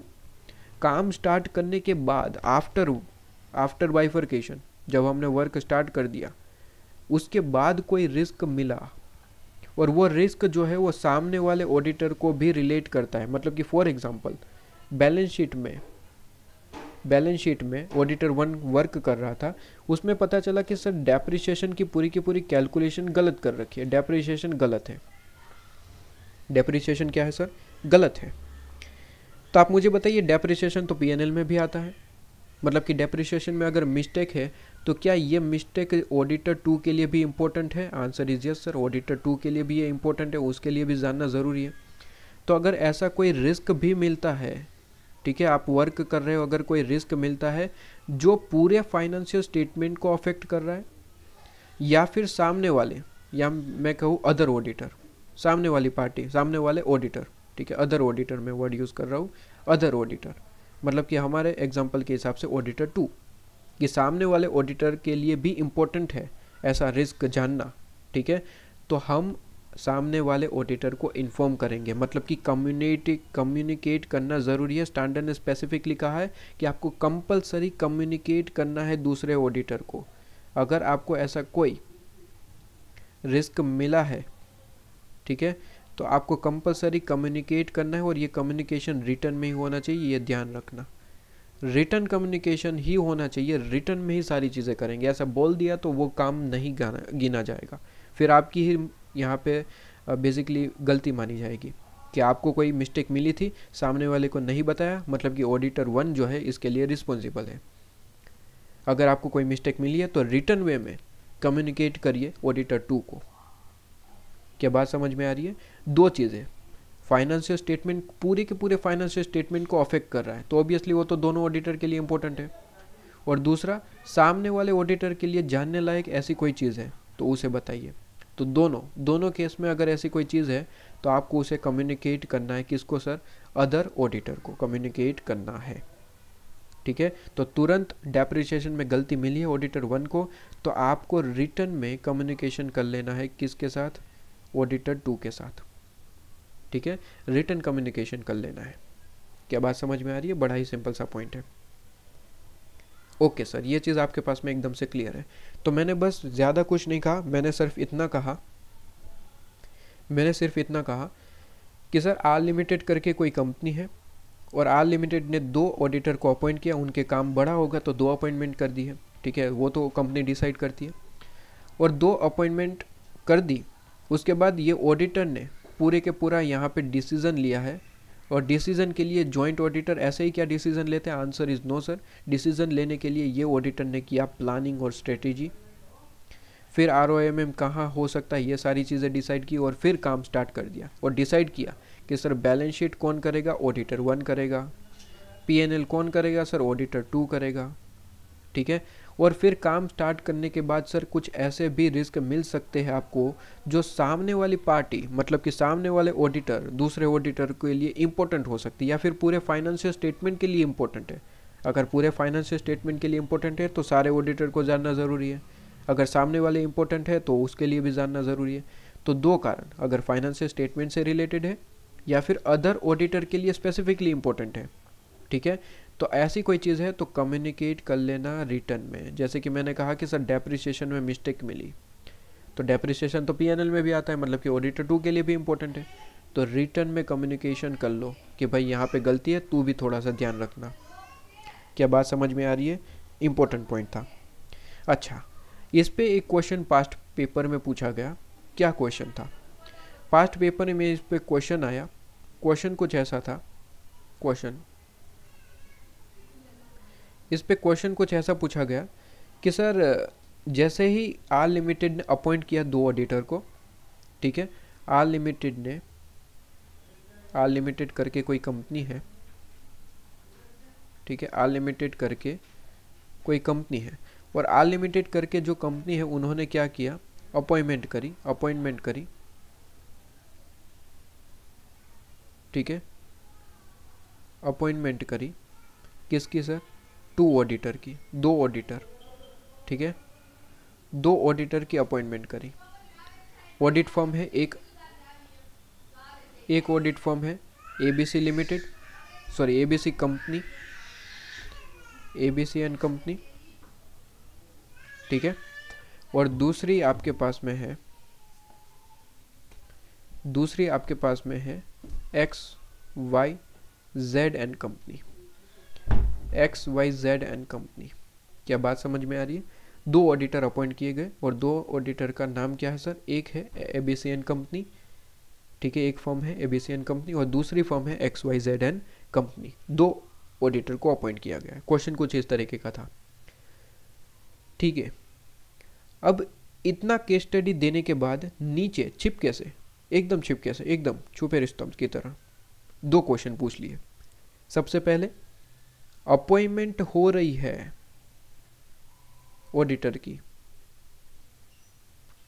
अपॉइंटमेंट हो रही है ऑडिटर की, तो अपॉइंटमेंट के लिए आपको पता है कि सर एक अपॉइंटमेंट लेटर जो है वो आपको दिया जाता है, ऑडिटर को अपॉइंटमेंट लेटर आपको दिया जाता है, तो वो सिंगल आपको दिया जाएगा या फिर आपके पास में दोनों ऑडिटर के लिए अलग अलग दिया जाएगा। तो सेपरेट होता है, सेपरेट लेटर होता है, सेपरेट आपके पास में अपॉइंटमेंट लेटर होता है, या फिर आपके पास में एक सिंगल लेटर होता है। ये आपको बताना है सबसे पहले। एक सिंगल लेटर में ही दोनों की अपॉइंटमेंट हो जाएगी या फिर दोनों को सेपरेट लेटर दिए जाते हैं। अपॉइंटमेंट कैसे होती है, जॉइंट ऑडिटर की अपॉइंटमेंट कैसे होती है, बिल्कुल ये क्वेश्चन पूछा गया कि जॉइंट ऑडिटर की अगर हम अपॉइंटमेंट कर रहे हैं तो कैसे होती है। दोनों को एक अलग अलग लेटर पकड़वा देंगे या फिर एक ही लेटर यहाँ पे रखेंगे और दोनों को साइन करवाएंगे उसी लेटर पे, कैसे होगी। और दूसरा क्वेश्चन पूछा कि सर आर लिमिटेड ने ही वर्क को बाइफरकेट कर दिया,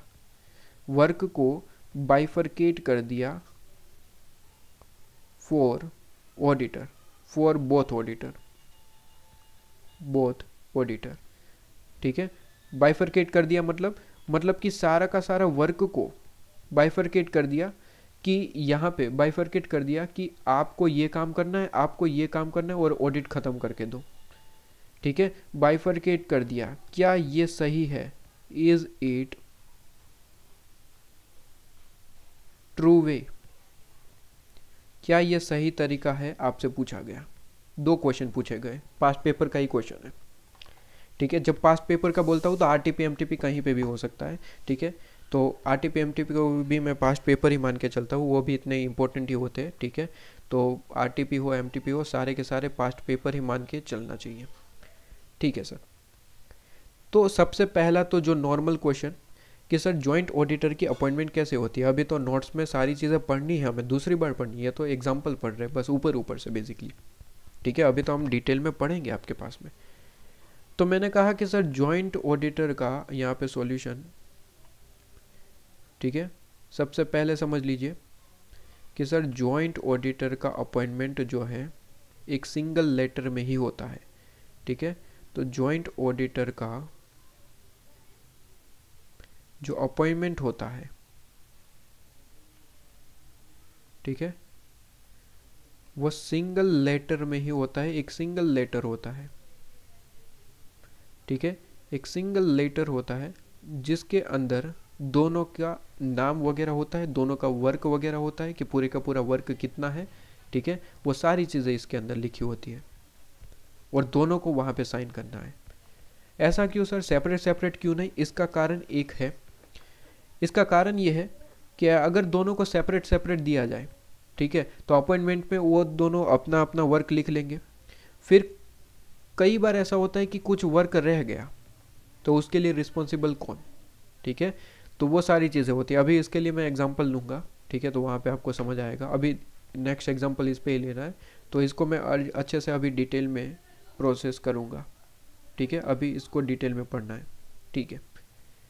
तो एक बात आपको समझ आ गई कि जॉइंट ऑडिटर होती है, उसकी अपॉइंटमेंट कैसे होती है, एक सिंगल लेटर में होती है। एक सिंगल लेटर होता है, नीचे दोनों को साइन कर देना है, दोनों को साइन कर देना है। एक सिंगल लेटर में दोनों की अपॉइंटमेंट होती है। दोनों का सारा जो भी कामगिरी है करना है, जो भी करना है, नाम नंबर वो जो सब है, वो एक ही लेटर में लिखा होता है और दोनों को लास्ट में पढ़ के साइन कर देना है, ठीक है सर। पहला क्वेश्चन खत्म।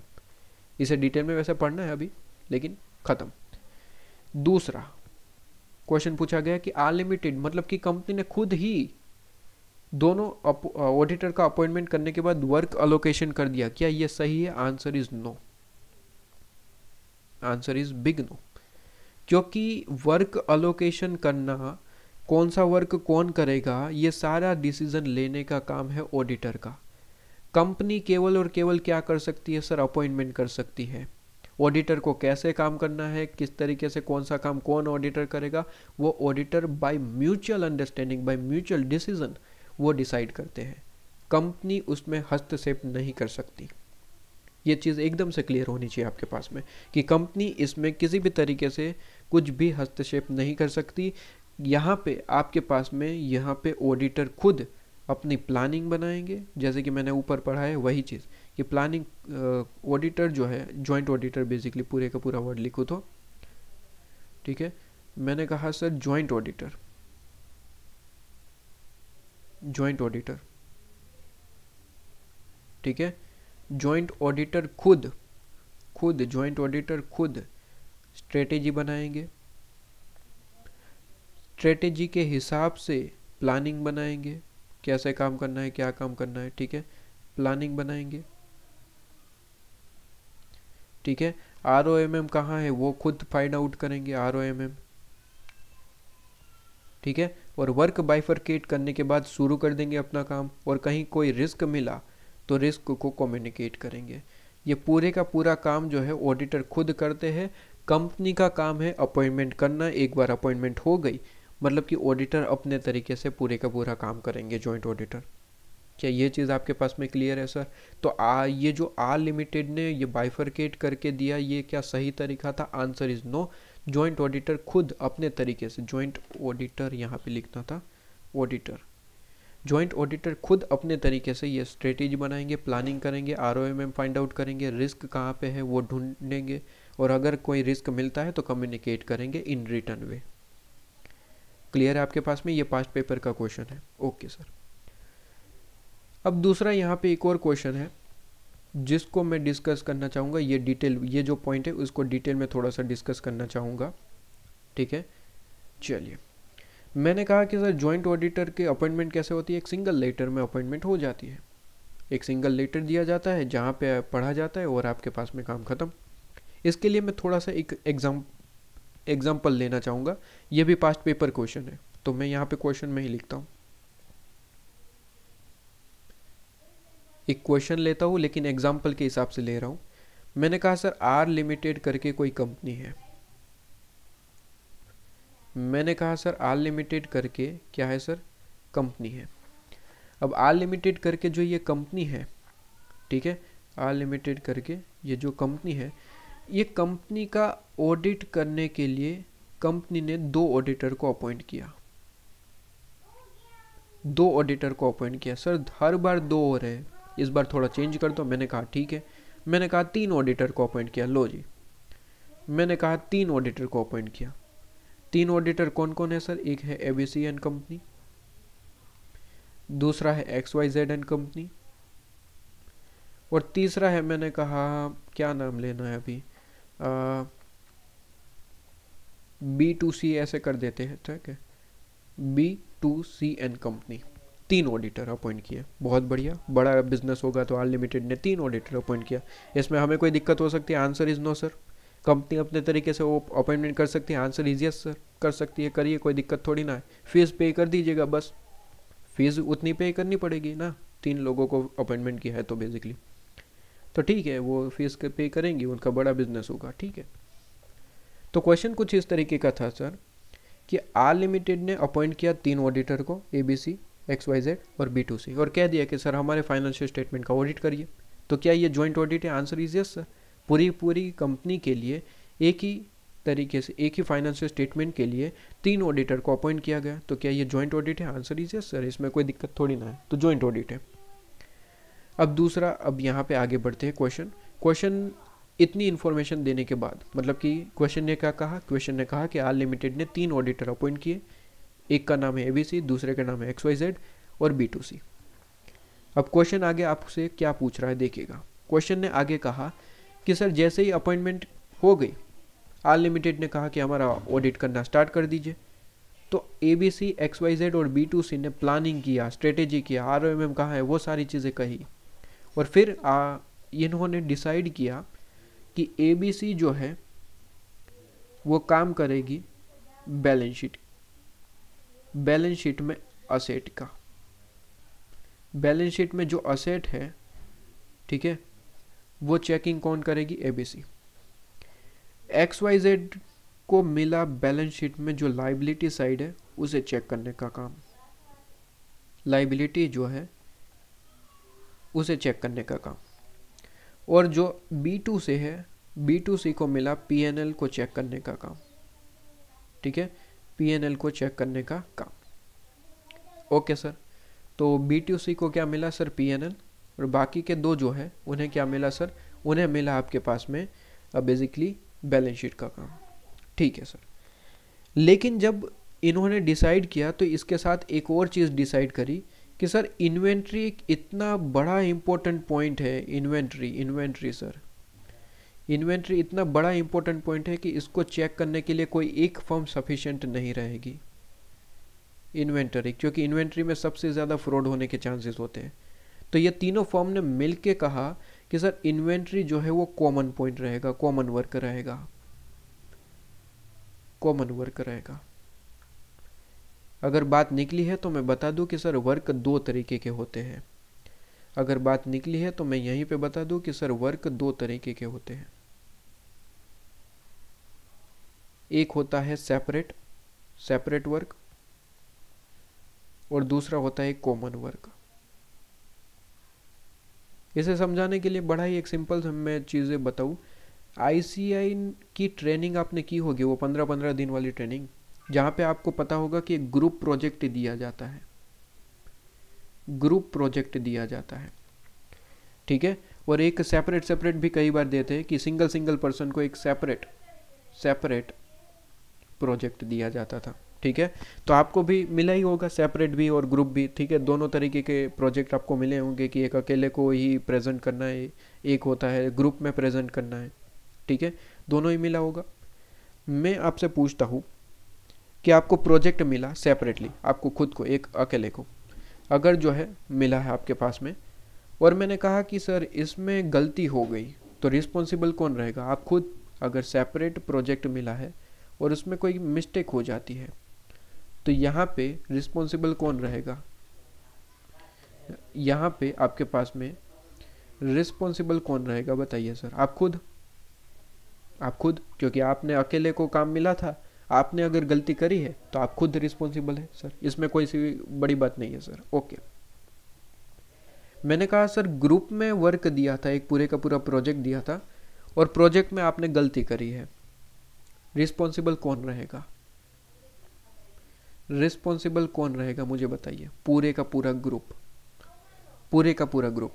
तो इसका मतलब मैं ये कह सकता हूँ कि अगर सेपरेट वर्क दिया है, उसमें कोई गलती है तो आप ही रिस्पॉन्सिबल है। Answer is yes sir. लेकिन अगर मैंने ग्रुप में वर्क दिया है और उसमें कोई मिस्टेक है तो किसी एक पर्सन को नहीं पकड़ेंगे, पूरा ग्रुप रिस्पॉन्सिबल है। क्या बात समझ में आ रही है सर? बिल्कुल। तो यहाँ पे भी ऐसा ही है सर। कहते हैं कि सर यहाँ पे जॉइंट ऑडिट के अंदर वर्क को 2 पार्ट में बांटा गया, एक सेपरेट होता है, एक कॉमन होता है। सेपरेट मतलब कि पर्टिकुलर ऑडिटर को ही दिया गया है। तो सेपरेट में अगर कोई मिस्टेक पकड़ी गई तो पर्टिकुलर जिसको भी मिला था, पर्टिकुलर ऑडिटर को पकड़ा जाएगा कि उसकी गलती है। लेकिन अगर ऐसा कोई काम है जो कॉमन वर्क है, मतलब कि तीनों ऑडिटर ने मिल के डिसाइड किया था कि ये कॉमन वर्क रहेगा, ये हम मिल के काम करेंगे इस पे, अगर उसमें कोई गलती है तो all auditors are responsible, all auditors are responsible, all auditors are responsible. ठीक है, तो वर्क दो तरीके के होते हैं, एक सेपरेट एक कॉमन। सेपरेट में पर्टिकुलर ऑडिटर ही रिस्पॉन्सिबल है, जिसने गलती करी वो रिस्पॉन्सिबल, लेकिन कॉमन वर्क में कोई एक गलती करता है लेकिन रिस्पॉन्सिबल सारे रहेंगे, कोई एक गलती करता है लेकिन रिस्पॉन्सिबल सारे रहेंगे। जैसे कि मैंने अभी कहा कि इन्वेंट्री वर्क को कॉमन वर्क बनाया गया, इन्वेंट्री वर्क को क्या बनाया गया सर, कॉमन वर्क बनाया गया। अब मैं कहता हूँ कि सर इन्वेंट्री का कैलकुलेशन करते टाइम एबीसी ने एकदम परफेक्ट काम किया, परफेक्ट। मैंने कहा कि सर दूसरी कौन सी कंपनी थी, दूसरी कौन सी कंपनी थी, XYZ, और तीसरी B2C, XYZ थी और तीसरी थी B2C। मैं कह रहा हूँ कि सर XYZ ने भी बढ़िया काम किया, परफेक्ट, लेकिन B2C ने कोई मिस्टेक कर दी जिसकी वजह से इन्वेंट्री का कैलकुलेशन गलत हो गया। रिस्पॉन्सिबल कौन रहेगा, ABC और XYZ कहेंगे कि सर B2C रिस्पॉन्सिबल होना चाहिए। Answer is no sir, common work के लिए all are responsible, common work के लिए ऑल ऑडिटर्स आर रिस्पॉन्सिबल, याद रखिएगा। क्या समझ आ रही है, all auditors are responsible, all auditors are responsible. क्या समझ में आया, किसी एक की गलती है लेकिन रिस्पॉन्सिबल सारे रहेंगे क्योंकि ये कॉमन वर्क है। क्या बात समझ में आ रही है सर, ओके। तो यहाँ पे मैंने कहा कि एबीसी ने डिसाइड किया कि बैलेंस शीट में असेट साइड जो है वो एबीसी डिसाइड करेगी, मतलब कि चेक करेगी। बैलेंस शीट में लाइबिलिटी जो है वो XYZ डिसाइड करेगी, चेक करेगी। और PNL जो है B2C डिसाइड करेगी, चेक करेगी। यहीं पे एक डिसाइड किया गया है कि सर इन्वेंट्री को जो है कॉमन वर्क बनाया गया, मतलब कि वो तो तीनों लोग करेंगे, क्योंकि इन्वेंट्री बड़ी कंपनी ओबियसली, तो इन्वेंट्री बड़े लेवल पे होगी, तो इसे चेक करने का किसी एक ऑडिटर को काम नहीं दिया जा सकता क्योंकि बहुत बड़ा वर्क होगा। तो इन तीनों ने डिसाइड किया कि इन्वेंट्री को कॉमन वर्क बनाया जाए और यहाँ पे काम किया जाए। ठीक है, ये क्वेश्चन ने पूछा, तो क्वेश्चन फिर से एक बार रिपीट कर दूँ। आर लिमिटेड ने 3 ऑडिटर को अपॉइंट किया, ABC, XYZ और B2C। ठीक है, और आर लिमिटेड ने कह दिया कि ऑडिट करना शुरू करिए। अब ये तीनों ऑडिटर ने मिल के स्ट्रेटेजी करी, प्लानिंग करी, ROMM कहाँ कहाँ हो सकते ये डिसाइड किया, और डिसाइड किया कि कौन क्या वर्क करेगा। तो डिसाइड हुआ ABC ने असेट साइड चेक करनी है, XYZ ने लाइबिलिटी साइड चेक करनी है और B2C को PNL चेक करना है। और ये भी डिसाइड हुआ कि इन्वेंट्री जो है वो तीनों लोग मिल के डिसाइड करेंगे, मतलब कि चेक करेंगे। क्लियर है आपके पास में सर, बिल्कुल क्लियर है एकदम से। अब मैं कहता हूँ कि सर यहाँ पे क्वेश्चन अब पूछा गया डिफरेंट पॉइंट में। सबसे पहले पूछा गया कि सर असेट में कोई चीज़ में गलती हुई, असेट में कोई चीज़ में, फॉर एग्जांपल कहीं वैल्यूएशन में गलती है।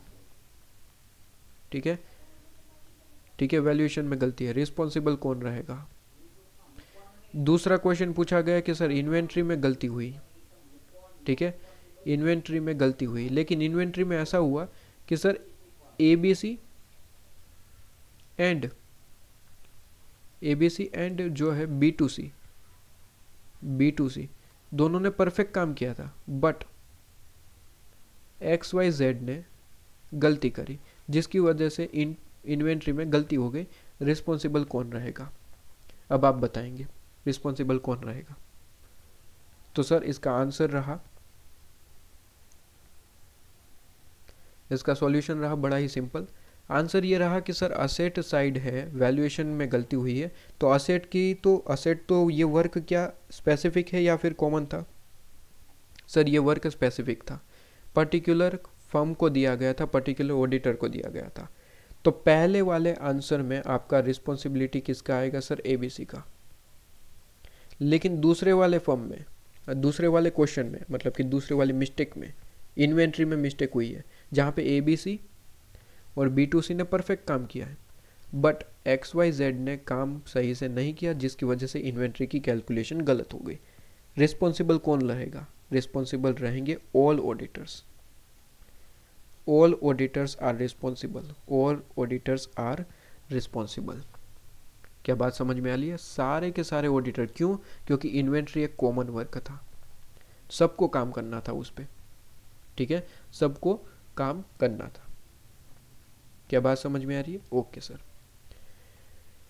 तो ये पॉइंट आपके पास में, ये पास्ट पेपर का क्वेश्चन है जो मैंने डिस्कस किया। अच्छा, इसमें एक चीज़ मैं चेंज करता हूँ, क्या आपका आंसर चेंज होता है, मैं देखता हूँ। ठीक है, मैं यहाँ पे एक चीज़ चेंज कर रहा हूँ, देखें यहाँ पे ये थोड़ा सा है, 2 मिनट का समय दीजिए, मैं इसे मिटा देता हूँ बेसिकली। ठीक है, ओके।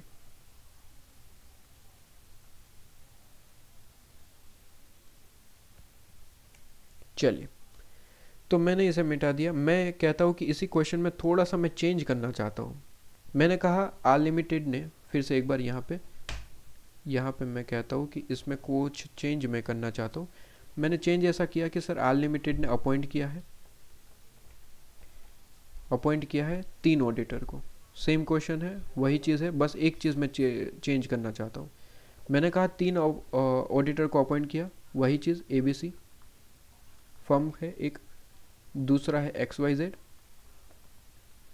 और तीसरा है आपके पास में B2C। ठीक है, फिर अपॉइंटमेंट होने के बाद आर लिमिटेड ने कहा कि भाई ऑडिट अपना स्टार्ट कर दीजिए, आप जैसे भी ऑडिट करना चाहे डिसाइड कर लीजिए और काम खत्म करिए। तो तीनों ऑडिटर ने सबसे पहले क्या करेंगे सर, स्ट्रेटेजी एंड प्लानिंग। दूसरा काम क्या करेंगे सर, ROMM। और तीसरा काम क्या करेंगे, अलोकेशन। और चौथा काम क्या करेंगे, अगर रिस्क मिलता है तो कम्युनिकेट करेंगे। 4 काम होते हैं बेसिकली। ठीक है, तो पहला काम किया, स्ट्रेटेजी और प्लानिंग बनाई, ROMM कहाँ कहाँ है वो फाइंड आउट किया, और फिर वर्क अलोकेशन किया। वर्क अलोकेशन में यहाँ पे डिसाइड हुआ कि ABC जो है वो बैलेंस शीट में असेट साइड देखेंगे, लेकिन एक्सेप्ट इन्वेंट्री की वैल्यूएशन अलग से करनी पड़ती है, इसलिए इन्वेंट्री का वर्क जो है यहाँ पे इसे अपॉइंट नहीं दिया गया। इन्वेंट्री के अलावा सारी चीज़ें चेक करेंगे ABC। XYZ को मिला बैलेंस शीट के अंदर लाइबिलिटी पूरी की पूरी चेक करनी है। B2C को मिला P&L चेक करना है। ठीक है सर, अब यहाँ पे क्वेश्चन ये पूछा गया, अब डायरेक्ट क्वेश्चन आ गया। क्वेश्चन ये पूछा गया कि सर इन्वेंट्री को किसी को नहीं दिया गया था, मतलब कि ABC को नहीं दिया गया, बट इन्वेंट्री का बाइफर्केशन करना भूल गए ये लोग, बाइफर्केशन करना भूल गए। ठीक है, बाइफर्केशन इग्नोर कर दिए या फिर भूल गए, आपके पास में नॉट इन माइंड ऐसे लिख देता हूँ, not in mind, not in mind, mind में ही नहीं रहा। ठीक है, वैसे बाइफरकेट करना चाहते थे किसी एक ऑडिटर को, मतलब कि ABC को नहीं देना चाहते थे, दूसरे किसी को हमने डिसाइड किया, और डिसीजन में ऐसा हुआ कि ABC को नहीं देना चाहते थे क्योंकि ABC के पास बहुत ज़्यादा वर्क हो गया था। ठीक है, तो डिसाइड किया था कि ये 2 ऑडिटर में से कोई एक ले लेगा ये काम, लेकिन फिर काम में इतने मशगूल हो गए कि ये इन्वेंट्री का बाइफरकेशन करना ही भूल गए। ठीक है, तो इन्वेंट्री का बाइफरकेशन करना ही भूल गए। अब हुआ यूं कि इन्वेंट्री में हो गई मिस्टेक, इन्वेंट्री में मिस्टेक मिल गई, तो अब कहते हैं कि सर रिस्पॉन्सिबल कौन।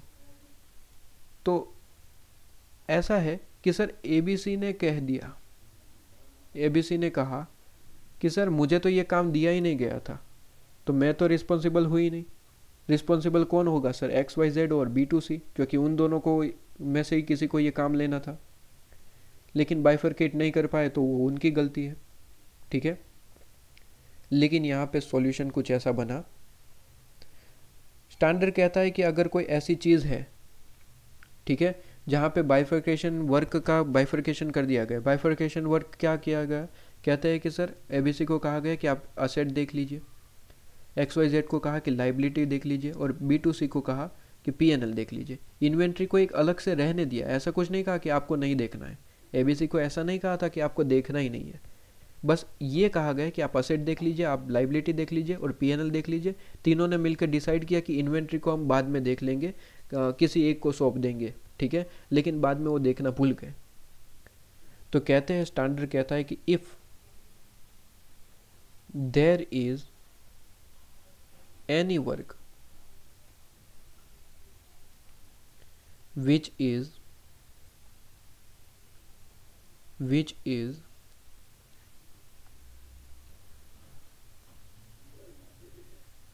कहते हैं कि there is any work which is unallocated। ठीक है, विच इज़ अनअलोकेटेड। तो ऑल्सो ट्रीटेड एज, इसको भी हम ट्रीट करेंगे treated as common work, treated as common work. मतलब सर इसका मतलब तो ये हुआ कि अगर किसी चीज़ को बाइफरकेट करना भूल गए कि ये किसकी रिस्पॉन्सिबिलिटी, ऐसा कुछ करना भूल गए, तो क्या ये कॉमन रिस्पॉन्सिबिलिटी हो जाएगी? Answer is yes. अगर इन्वेंट्री को आप बाइफरकेट करना भूल गए, मतलब कि इन्वेंट्री किसकी रिस्पॉन्सिबिलिटी, ऐसा कुछ आपने डिसाइड किया ही नहीं, तो ये इन्वेंट्री बन जाएगा कॉमन वर्क। मतलब कि इन्वेंट्री, मैंने एग्जांपल, पहला एग्जांपल में मैंने क्या कहा, इससे पहले का एग्जांपल में मैंने क्या कहा, इन लोगों ने स्पेसिफिकली डिसाइड किया था कि इन्वेंट्री कॉमन वर्क है। और दूसरे में मैंने क्या कहा, दूसरे में मैंने ये कहा कि यहाँ पे ये बताना ही भूल गए, मतलब कि ये कॉमन है स्पेसिफिक है ये डिसाइड करना ही भूल गए। तो भूल भी जाते हैं तो वो कॉमन वर्क बन जाएगा, ठीक है। तो डिसाइड किया है तब तो कोई दिक्कत नहीं है, लेकिन अगर भूल भी गए तो वो क्या बन जाएगा सर? कॉमन वर्क बन जाएगा, ठीक है। तो वो ट्रीटेड एज कॉमन वर्क, मतलब कि इन्वेंट्री में मिस्टेक है तो रिस्पॉन्सिबल कौन सर? ऑल्स are responsible, all auditors are responsible, all auditors are responsible आपके पास में, ठीक है। ऑल ऑडिटर्स आर रिस्पॉन्सिबल, ये सारे के सारे आपके पास्ट पेपर के क्वेश्चन है, ठीक है, पास्ट पेपर के क्वेश्चन है, ठीक है। अब आ जाइए, अब यहाँ पे सिंपली रीड आउट करना है, हमें पहले 2 पॉइंट ही इस लेक्चर में कवर करने थे, ठीक है, उसके बाद तो हमें नेक्स्ट लेक्चर में कंप्लीट करना है। तो सबसे पहला पॉइंट तो आपके पास में कंप्लीट है। सबसे पहले पॉइंट में है जॉइंट ऑडिट की डेफिनेशन, कि जॉइंट ऑडिट किसे कहते हैं, joint audit of the financial statement क्या होता है। तो सर जॉइंट ऑडिट एक ऐसा audit of the financial statement of the entity है जिसके अंदर 2 या फिर 2 से ज़्यादा ऑडिटर अपॉइंट किए जाते हैं और वो मिल के ऑडिट करते हैं किसी एक फर्म के फाइनेंशियल स्टेटमेंट का, और क्या करते हैं सर? ऑडिट रिपोर्ट इशू करते हैं। इसी में आपको एक डाउट आया था कि सर ऑडिट रिपोर्ट कितनी, 2-3 इशू होगी या फिर एक सेपरेट होगी? तो मैंने कहा कि अगर तीनों या फिर दोनों या फिर जितने भी ऑडिटर अपॉइंट किए गए, अगर सारे के सारे ऑडिटर किसी एक मत पे अपना ओपिनियन दे रहे हैं, मतलब कि सभी लोग एक ही मत दे रहे हैं, मतलब कि या तो सही है या तो गलत है, जो भी आप कह रहे हैं, सारे ऑडिटर का कहना अगर एक ही है तो एक ही ऑडिट रिपोर्ट इशू होगी। लेकिन 2 लोग कुछ और कह रहे हैं, तीसरा कुछ और कह रहा है, तो सेपरेट ऑडिट रिपोर्ट भी इशू की जा सकती है। इसको मैंने 2 एग्जाम्पल के साथ आपको बड़ी अच्छे से एक्सप्लेन कर दिया, ठीक है। दूसरा पॉइंट आज का हमारे पास में आता है कि sir audit planning, risk assessment and allocation of work. ये बड़ा ही एकदम से आपके पास में नॉर्मल पॉइंट है कि ऑडिटर अपॉइंट होने के बाद वो क्या करते हैं। तो बड़ा ही सिंपल है, कहते हैं कि सर ऑडिटर क्या ही करेंगे, जैसे ही अपॉइंटमेंट हो जाता है ऑडिटर प्लानिंग करेंगे एंड स्ट्रेटेजी बनाएंगे, प्लानिंग करेंगे एंड क्या करेंगे? स्ट्रेटेजी बनाएंगे। अब एक चीज़ बहुत ज़्यादा इंपॉर्टेंट है कि जब आप ऑडिट का क्या कर रहे हैं सर, ऑडिट का ऑडिट का प्लानिंग कर रहे हैं, ऑडिट की स्ट्रेटेजी बना रहे हैं, तो उस टाइम पे ध्यान रहे जितने भी ऑडिटर है सबको इन्वॉल्व करना ज़रूरी है। मतलब कि मैंने कहा कि सर अगर आर लिमिटेड ने 3 ऑडिटर को अपॉइंट किया है, आर लिमिटेड ने फॉर एग्जांपल 3 ऑडिटर को अपॉइंट किया है, 3 ऑडिटर कौन कौन से? फॉर एग्जांपल है ABC limited, ABC and company, XYZ and company और B2C कंपनी। इन 3 ऑडिटर को अपॉइंट किया है, तो जब प्लानिंग और स्ट्रेटेजी बनाई जा रही होगी तब तीनों ऑडिटर को शामिल करना ज़रूरी है। ऐसा नहीं कि 2 ने कर दिया काम ख़त्म, तीनों को इन्वॉल्व होना ज़रूरी है। और तीनों ऑडिटर का मतलब आप समझते हैं, ऑडिटर का मतलब मैं ऑलरेडी आपको एक्सप्लेन कर चुका हूँ कि जब मैं वर्ड बोलता हूँ ऑडिटर, तो ऑडिटर का मतलब आपको क्या लेना है सर? ऑडिटर का मतलब जो है मैंने यहाँ पे लिखवाया कि ऑडिटर का मतलब केवल और केवल एक पर्सन नहीं, पूरी की पूरी उसकी टीम, मतलब कि एंगेजमेंट पार्टनर और उसकी एंगेजमेंट टीम, सबको इन्वॉल्व करना है, ठीक है। तो वही चीज़ यहाँ पे भी लिखी है। कहते हैं कि जब आप प्लानिंग करेंगे, स्ट्रेटेजी बनाएंगे ऑडिट का, तो उसमें इन्वॉल्व करना है किसको सर? एंगेजमेंट पार्टनर एंड उसके एंगेजमेंट टीम मेंबर को, ठीक है जी। तो पूरा अभी यहाँ पे सेंटेंस क्या बनता है? कहते हैं कि the engagement partner and other की मेंबर, ये छोड़ दीजिए, इतना लिखिए कि the engagement partner and engagement team from each of the joint auditor. Each मतलब कि हर एक जॉइंट ऑडिटर, जितने भी अपॉइंटमेंट हुए, 3 हुए तो तीनों चाहिए, 2 है तो दोनों चाहिए, 4 है तो चारों के चारों चाहिए। ठीक है, सारे के सारे इन्वॉल्व होने चाहिए किस में sir, planning and strategy of the audit आपके पास में, ठीक है। अच्छा, एक इंटरमीडिएट में पढ़ा था कि सर स्ट्रेटेजी का मतलब होता है STD, scope, timing and direction of audit. तो ये आप बस एक्स्ट्रा लिख सकते हैं, बाकी इतना ज़रूरी नहीं है। आप सिंपली एक सेंटेंस लिख सकते हैं कि the engagement partner and their engagement team from each of the joint auditor shall be involve in the planning and strategy of the audit. बस इतना सेंटेंस लिखिए, मोर देन सफिशिएंट। क्लियर है? तो वही चीज़ जो मैंने यहाँ पे आपको समरी में लिखवाई, वही चीज़ ये पॉइंट है। मैंने समरी में क्या कहा कि सर सबसे पहले अपॉइंटमेंट होते ही प्लानिंग एंड स्ट्रेटेजी डिसाइड करेंगे, ROMM कहाँ है वो डिसाइड करिए, तीसरा वर्क बाइफर्केशन करिए, और चौथा रिस्क अगर मिलता है तो उसे आप जो है कंसीडर करिए। तो वही पॉइंट है, एक बार के लिए यहाँ पे देखिए। मैंने कहा सर सबसे पहले प्लानिंग एंड स्ट्रेटेजी, दूसरा मैंने कहा ROMM, risk of material misstatement, consider करिए कहाँ कहाँ हो सकता है वगैरह चीज़ें। तीसरा मैंने कहा कि भाई वर्क अलोकेशन करिए, ठीक है। वर्क अलोकेशन का मतलब होता है डिसाइड करना और डॉक्यूमेंट करना। और चौथा मैंने कहा कि अगर कोई रिस्क मिलता भी है तो आपको क्या करना है सर, कम्युनिकेट करना है। तो यहाँ पे कम्युनिकेट भी लिखा हुआ है कि कम्युनिकेट करना है आपके पास में, वो मैं अभी डिस्कस करता हूँ। तो ये ओवरऑल मैंने ऑलरेडी आपको बता दिया है, ठीक है।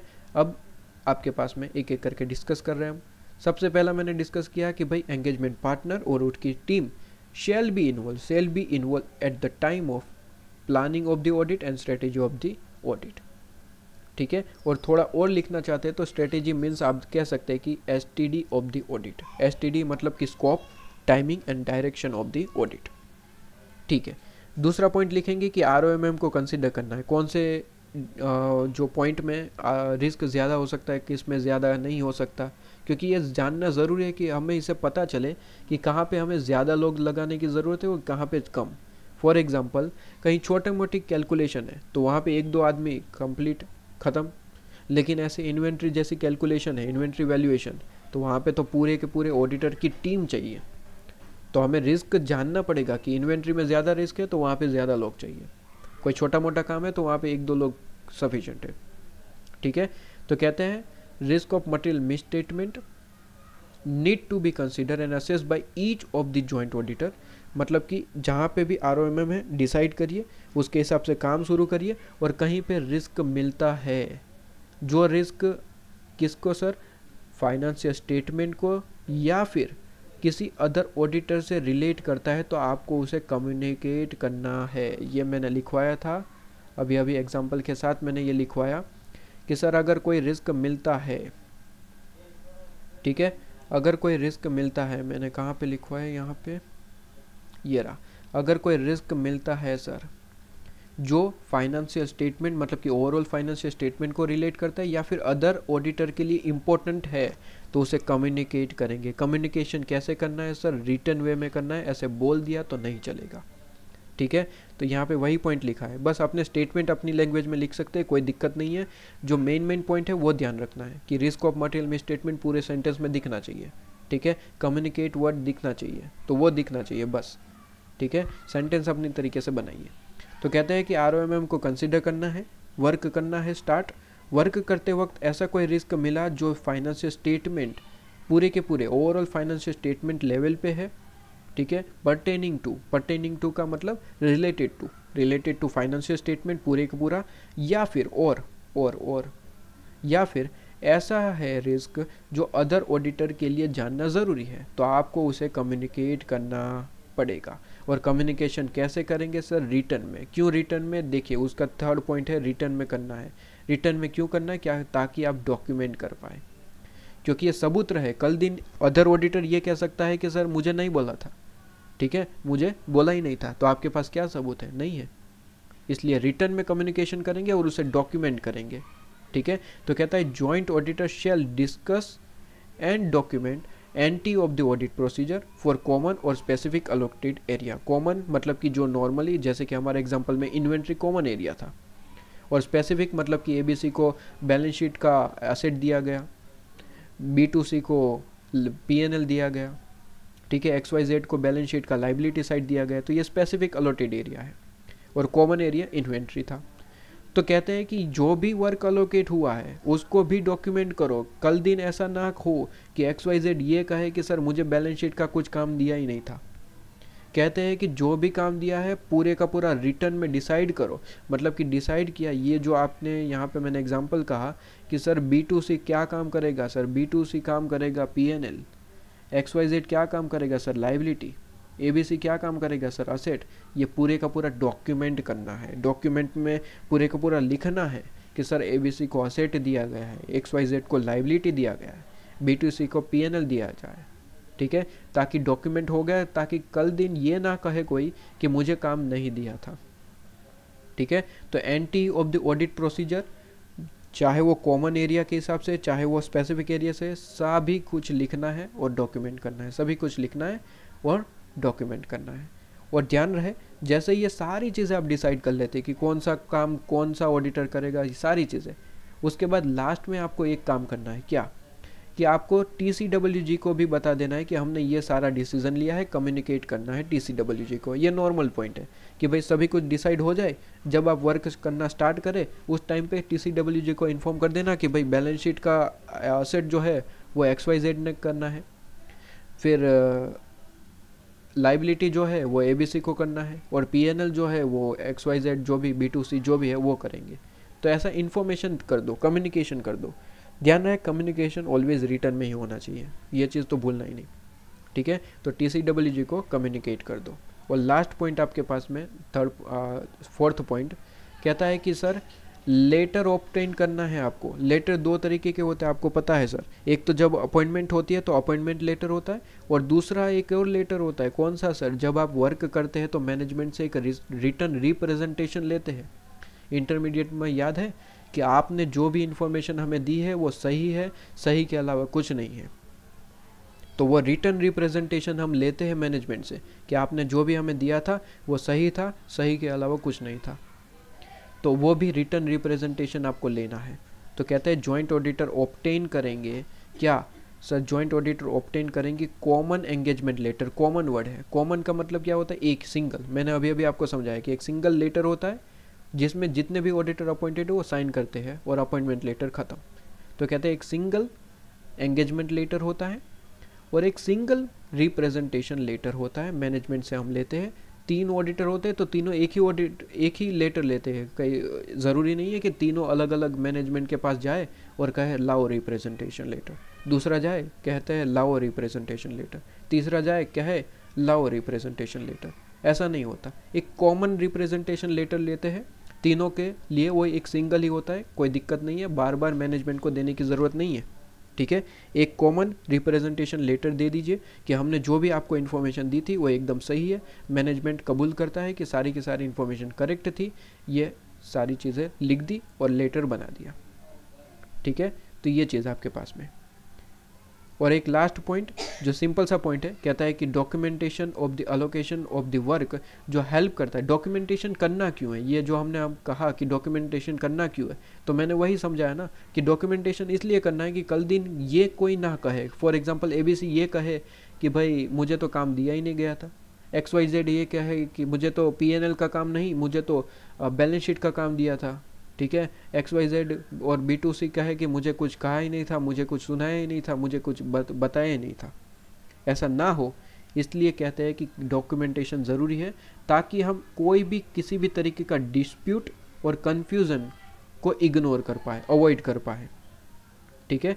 तो ये नॉर्मल पॉइंट है, तो ये आपके पास में हो जाता है। तो अगर क्वेश्चन में पूछा जाए, अगर एग्जाम में क्वेश्चन पूछा जाए कि जैसे ही ऑडिटर अपॉइंट होते हैं तो ऑडिटर का काम क्या रहता है, तो ऑडिटर का काम होता है audit planning, risk assessment and allocation of work. तो ऑडिटर अपॉइंट होने के बाद उनका क्या काम रहता है, तो उसके अंदर आपको 4 पॉइंट लिखने हैं, 1, 2, 3 एंड 4 एंड 5th पॉइंट एक नॉर्मल पॉइंट है, लिखना है तो लिख सकते हैं।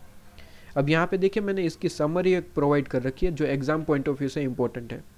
एग्जाम पॉइंट ऑफ व्यू से इम्पोर्टेंट जो है वो समरी मैंने यहाँ पे दे रखी है, आप देखिए, ठीक है, कि एग्जाम में आपको यही रिवीजन करना है, मेन टॉपिक।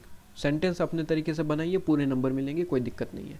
कहते हैं कि सर फर्स्ट पॉइंट हमने क्या देखा, फर्स्ट पॉइंट हमने देखा कि जब planning and strategy of the audit बना रहे हो तो इन्वॉल्व करिएगा किसको सर, एंगेजमेंट पार्टनर को और एंगेजमेंट टीम को।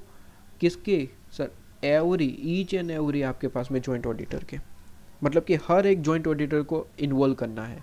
3 है तो तीनों चाहिए, 4 है तो चारों चाहिए।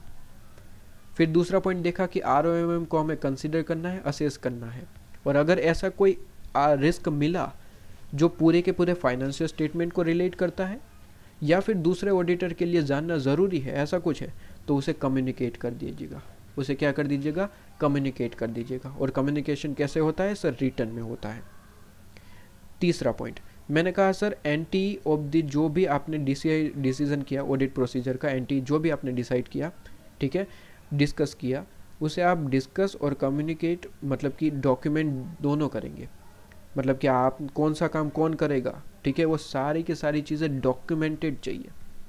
ठीक है, कौन सा वर्क कौन करेगा और ये क्या वर्क स्पेसिफिक था या फिर कॉमन था, सारी चीज़ें डॉक्यूमेंट करनी है। और एक बार ये सारी चीज़ें हो जाए ना, तो साथ ही साथ कम्युनिकेट कर देना with the TCWG, those charge with governance. Communicate कर देना, एक बार के लिए इंफॉर्मेंट कर देना कि बस हमने ये डिसाइड किया, ये देख लो, ख़त्म। और चौथा पॉइंट कहता है कि जॉइंट ऑडिटर ऑब्टेन करेंगे common engagement letter and common representation letter. एक ही लेटर होता है कॉमन, ठीक है, सेपरेट सेपरेट नहीं होते। एंगेजमेंट लेटर और रिप्रेजेंटेशन लेटर सेपरेट सेपरेट कभी नहीं होते। हाँ, ऑडिट रिपोर्ट सेपरेट सेपरेट हो सकती है, ठीक है। ऑडिट रिपोर्ट जो है, जो ऑडिटर इशू करते हैं, वो सेपरेट भी हो सकती है या फिर कॉमन भी हो सकती है। वो मैंने रीज़न बताया कि अगर सभी ऑडिटर का कहना एक ही है तो एक कॉमन ऑडिट रिपोर्ट इशू की जाएगी, लेकिन सबका कहना डिफरेंट डिफरेंट है तो वो सेपरेट ऑडिट रिपोर्ट इशू की जा सकती है। लेकिन engagement letter and represent letter एक कॉमन ही होते हैं, वो सेपरेट सेपरेट नहीं होते हैं। क्या ये चीज़ आपके पास में क्लियर है? तो आज हमने 2 पॉइंट देखे, नेक्स्ट लेक्चर में हमें 3rd पॉइंट से देखना है। एग्जाम्पल जो मैंने पढ़ा है वो इम्पोर्टेंट है, वो आप अच्छे से नोट डाउन करके रखिए। मैंने कैसे भी लिखा हो आप अच्छे से नोट डाउन करके पूरे का पूरा प्रिपरेशन करेंगे, ठीक है। तो ये 2 पॉइंट थे, अच्छे से रिवाइज कर लीजिए और उसके बाद आपके पास में नेक्स्ट लेक्चर में हम नेक्स्ट पॉइंट से डिस्कशन अपना स्टार्ट करेंगे, ठीक है जी। चलिए, तो अब नेक्स्ट लेक्चर में मिलते हैं।